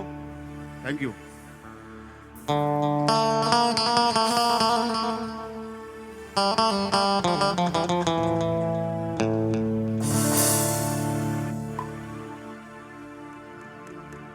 नीले नीले अंबर पर चांद जब आए, प्यार बरसाए, हमको तरसाए। ऐसा कोई साथी हो, ऐसा कोई प्रेमी हो, प्यास दिल की बुझा जाए।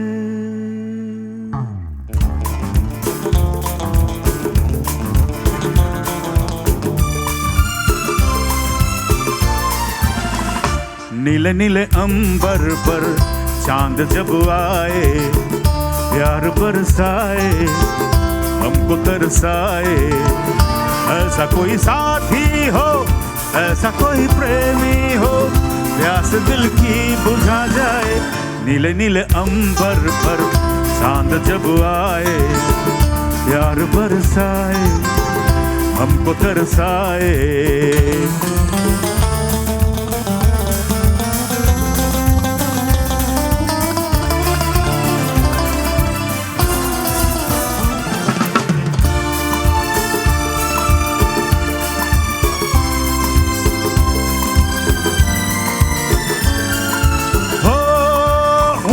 ऊंचे पर्वत जब चूमते हैं अंबर को, प्यासा प्यासा अंबर जब चूमता है सागर को। है ऊंचे ऊंचे पर्वत जब चूमते हैं अंबर को, प्यासा प्यासा अंबर जब चूमता है सागर को। प्यार से कसने को बाहों में बसने को दिल मेरा ललचाए, कोई तो आ जाए। ऐसा कोई साथी हो, ऐसा कोई प्रेमी हो, प्यास दिल की बुझा जाए। नीले नीले अंबर पर चांद जब आए, प्यार बरसाए, हमको तरसाए।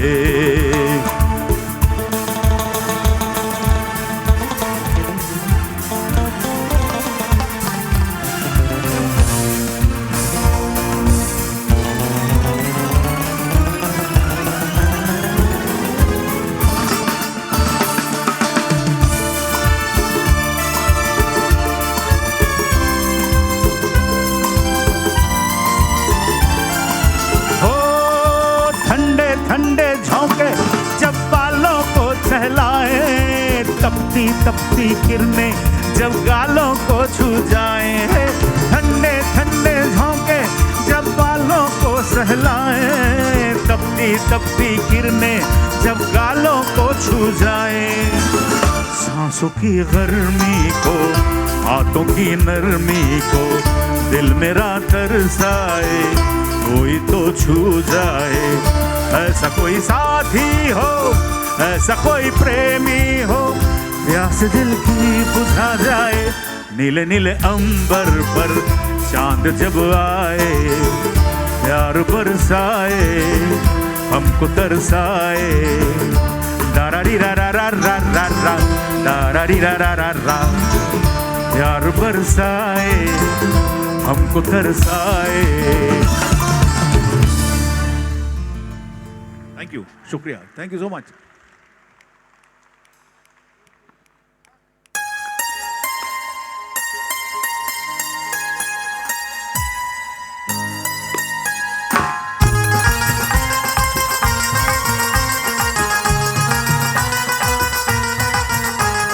Ding a dong a ding, ding a dong ding a dong ding dong ding a dong a ding, ding dong ding dong ding dong ding a dong a ding, ding a dong ding dong ding dong ding a dong a ding, ding a dong ding dong। 1 2 3 4 5 6 7 8 9 10 11 12 13। 1 2 3 4 5 6 7 8 9 10 11 12 13। तेरा करूं दिन गिन गिन के इंतजार, आजा सनम आई बहार। तेरा करूं दिन गिन गिन के इंतजार, आजा सनम आई बहार। 1 2 3 4 5 6 7 8 9 10 11 12 13।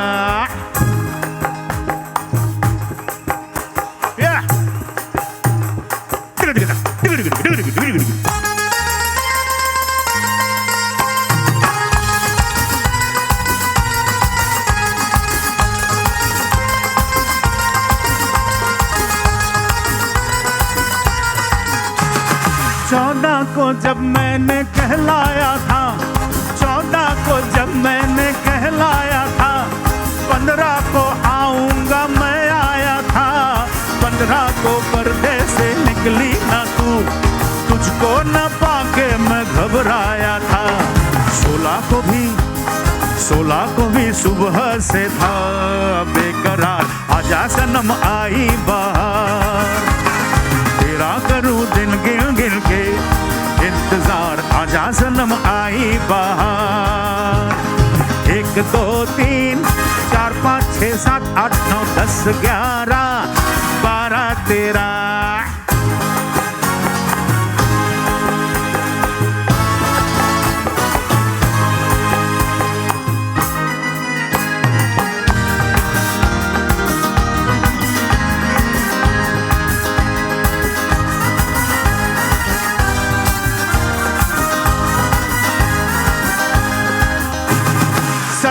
को सोया नहीं रात भर, 18 को भी तू न आई नजर। 19 को मैं दीवाना हुआ, 20 को घर से रवाना हुआ। गलियों में गूंजे दीवाने की बहार, आजा सनम आई बहार। तेरा करूं दिन गिन गिन के इंतजार आजा सनम आई बहार। 1 2 3 4 5 6 7 8 9 10 11 12 13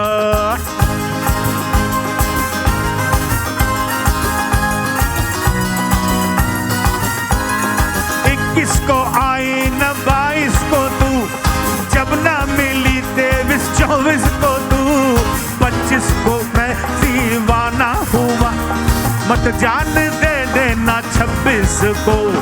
दुनिया में बस दिन है मेरे और 4 आजा सनम आई बहार। तेरा करूं दिन गिन गिन के इंतजार आजा सनम आई बहार। दिन लगे हफ्ते रे हफ्ते महीने महीने बन गए साल। आके जरा तू देख तो ले क्या हुआ है मेरा हाल। दीवाना दर दर मैं फिरता हूँ, न जीता हूँ ना मैं मरता हूँ, तन्हाई की रातें सहता हूँ। आजा आजा आजा आजा आजा आजा के दिन गिनता रहता हूँ।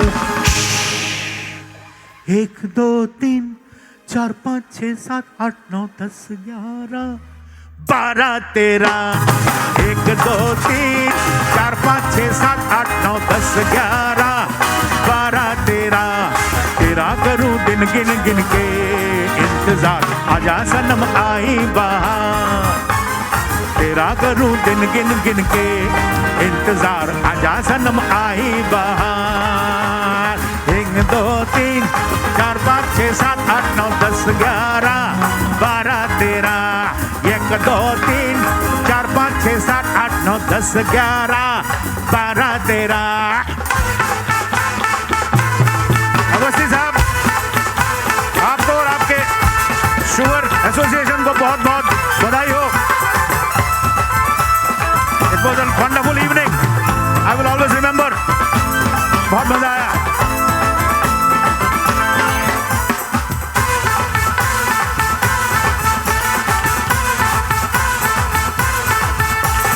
देखा जो तुझे यार दिल में बजी गिटार,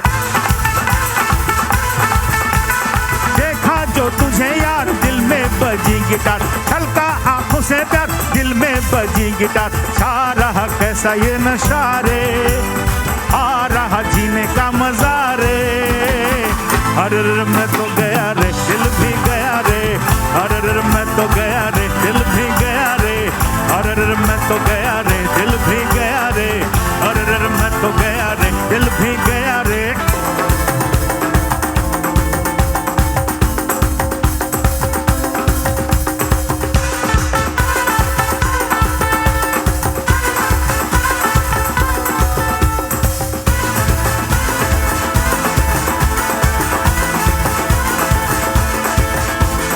दिल के वर्क पे है लिखा जाने वफा तेरा नाम। चलते चलते रुक जाओ तो फिर होवे मोहब्बत की शाम। झूमू झूमू तेरी बाहों में झूमू, झूमू झूमू तेरे होंठों को झूमू। चाहत की सुन पुकार दिल में बजी सितार, चाहत की सुन पुकार दिल में बजी सितार। सांसें हैं बेकरार मन में बजी सितार। झूम उठा सारा ये जहां रे, छू लिया मैंने आसमां रे। अरे मैं तो गया रे दिल भी गया रे, अरे मैं तो गया रे दिल भी गया रे, अरे मैं तो गया रे दिल भी गया रे, अरे मैं तो गया रे दिल भी गया रे।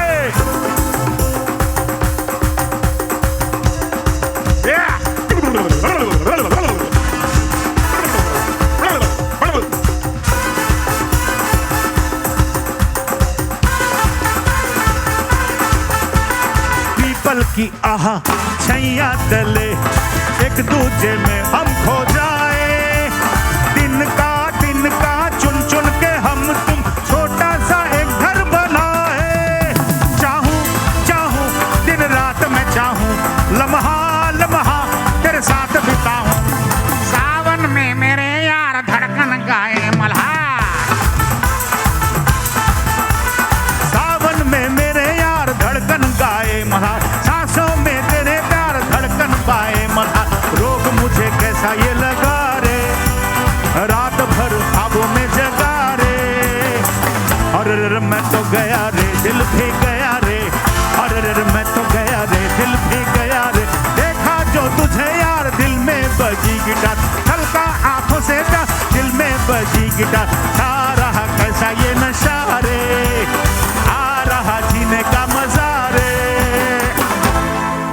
Thank you, Avasthi Sahab and the Sugar Association.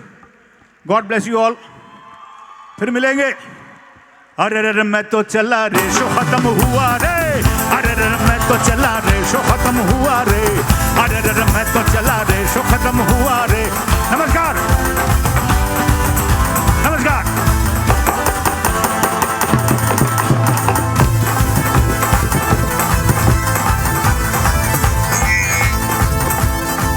Hello. आपके सामने एक लास्ट प्रस्तुति को लेकर आ रहे हैं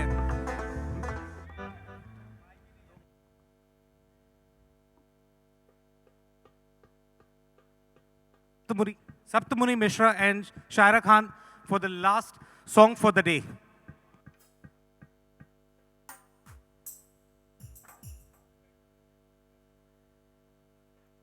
और आखिरी के कुछ लम्हे हैं तो मैं चाहूंगी थोड़ा सा डांसिंग का माहौल बन सकता है. Can I have you people here? थोड़े से स्टेप्स हो जाए, तड़का हो जाए डांस का तो मजा आ जाएगा. Come on.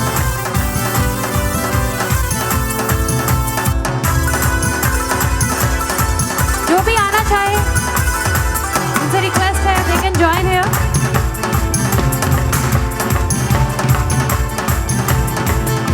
तेरा रंग बल्ले बल्ले, तेरी चाल बल्ले बल्ले, तेरे होठ बल्ले बल्ले, तेरे गाल बल्ले बल्ले. देखा तुझको मुझे प्यार हो गया, तेरे ख्यालों में ये दिल खो गया. ओ नहीं ओ नहीं ओ, ओ नहीं ओ नहीं ओ, नहीं ओ नहीं ओ मैनू दिल तेरा नहीं हो चाहिदा. नहीं ओ नहीं ओ मैनू दिल तेरा नहीं हो चाहिदा. नहीं ओ नहीं ओ मैनू दिल नहीं हो चाहिदा. एक तू ही मेरे नाल नहीं हो जचदा. एक तू ही मेरे नाल नहीं हो जचदा.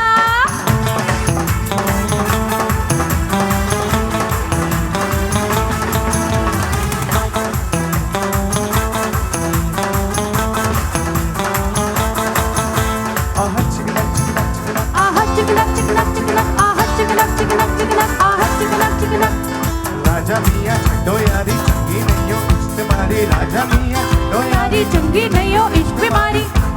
कुछ भी बल्ले हो गई तेरी बल्ले बल्ले हो जाएगी बल्ले बल्ले. हो गई तेरी बल्ले बल्ले हो जाएगी बल्ले.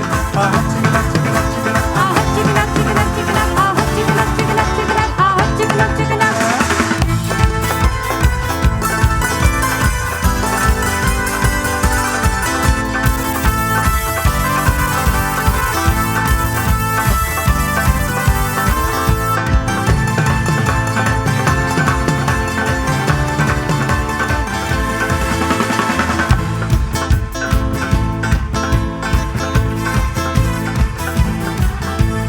ਤਾਰੇ ਗਿਣ ਗਿਣ ਯਾਦ ਚ ਤੇਰੀ ਮੈਂ ਤਾਂ ਜਾਗਾ ਰਾਤਾਂ ਨੂੰ. ਰੋਕ ਨਾ ਪਾਵਾਂ ਅੱਖੀਆਂ ਵਿੱਚੋਂ ਗਮ ਦੀਆਂ ਬਰਸਾਤਾਂ ਨੂੰ. ਤਾਰੇ ਗਿਣ ਗਿਣ ਯਾਦ ਚ ਤੇਰੀ ਮੈਂ ਤਾਂ ਜਾਗਾ ਰਾਤਾਂ ਨੂੰ. ਰੋਕ ਨਾ ਪਾਵਾਂ ਅੱਖੀਆਂ ਵਿੱਚੋਂ ਗਮ ਦੀਆਂ ਬਰਸਾਤਾਂ. Everyone! ਓ ਹੋ ਹੋ ਹੋ, ਓ ਹੋ ਹੋ ਹੋ, ਓ ਹੋ ਹੋ ਹੋ, ਓ ਇਸ਼ਕ ਤੇਰਾ ਤੜਪਾਵੇ. ਓ ਹੋ ਹੋ ਹੋ, ਓ ਇਸ਼ਕ ਤੇਰਾ ਤੜਪਾਵੇ. ਓ ਹੋ ਹੋ ਹੋ, ਓ ਇਸ਼ਕ ਤੇਰਾ ਤੜਪਾਵੇ. ਹਾਏ ਹਾਏ ਕੁੜੀਏ, ਹਾਏ ਹਾਏ ਹਾਏ. ਬੱਲੇ ਮੈਨੂੰ ਤੇਰੇ ਬੀਤਾ ਹਰ ਪਲ ਇਹ ਤਨਹਾਈ ਦਾ. ਦੱਸੇ ਮੈਨੂੰ ਨਾਗਨ ਵਾਂਗੂ ਮੌਸਮ ਤੇਰੀ ਜੁਦਾਈ ਦਾ. ਬੱਲੇ ਮੈਨੂੰ ਤੇਰੇ ਬੀਤਾ ਹਰ ਪਲ ਇਹ ਤਨਹਾਈ ਦਾ. ਦੱਸੇ ਮੈਨੂੰ ਨਾਗਨ ਵਾਂगू मौसम तेरी जुदाई दा. और ये जो गाने हम लोग गा रहे हैं ये बैठ के सुनने वाले गाने नहीं हैं. तो जो लोग पीछे ग्रुप बना के बैठे हैं वो आगे आ सकते हैं, थोड़ा सा एंजॉय कर सकते हैं. Come on everyone. लास्ट के ये कुछ लम्हे हैं, आप लोग आएंगे तो और मजा आएगा. Come on. ਬੱਲੇ ਮੈਨੂੰ ਤੇਰੇ ਬੀਤਾ ਹਰ ਪਲ ਇਹ ਤਨਹਾਈ ਦਾ. ਦੱਸੇ ਮੈਨੂੰ ਨਾਗਨ ਵਾਂਗੂ ਮੌਸਮ ਤੇਰੀ ਜੁਦਾਈ ਦਾ. ਇੱਕ ਪਲ ਵੀ ਮੈਂ ਭੁੱਲ ਨਾ ਪਾਵਾਂ ਤੇਰੀਆਂ ਮਿੱਠੀਆਂ ਬਾਤਾਂ ਨੂੰ. ਰੋਕ ਨਾ ਪਾਵਾਂ ਅੱਖੀਆਂ ਵਿੱਚੋਂ ਗਮ ਦੀਆਂ ਬਰਸਾਤਾਂ ਨੂੰ. ਓ ਹੋ ਹੋ ਹੋ, ਓ ਹੋ ਹੋ ਹੋ, ਓ ਹੋ ਹੋ ਹੋ, ਓ ਇਸ਼ਕ ਤੇਰਾ ਤੜਪਾਵੇ. ਓ ਹੋ ਹੋ ਹੋ, ਓ ਇਸ਼ਕ ਤੇਰਾ ਤੜਪਾਵੇ. ਓ ਹੋ ਹੋ ਹੋ,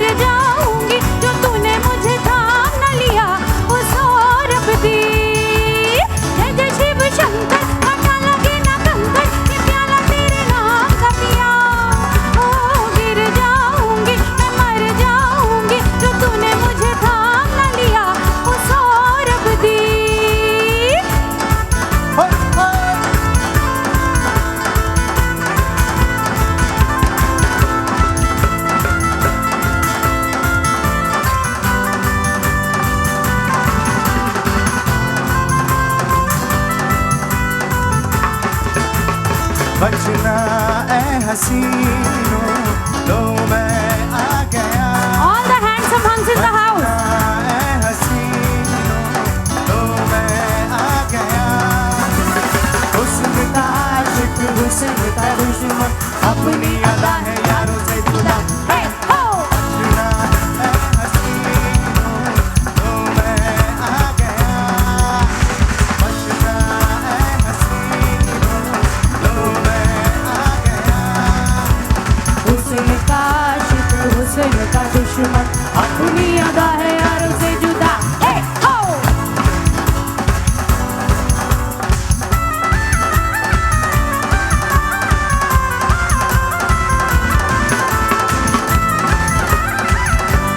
सभी लोग अपने अपने कमरिया पकड़ ले कमरिया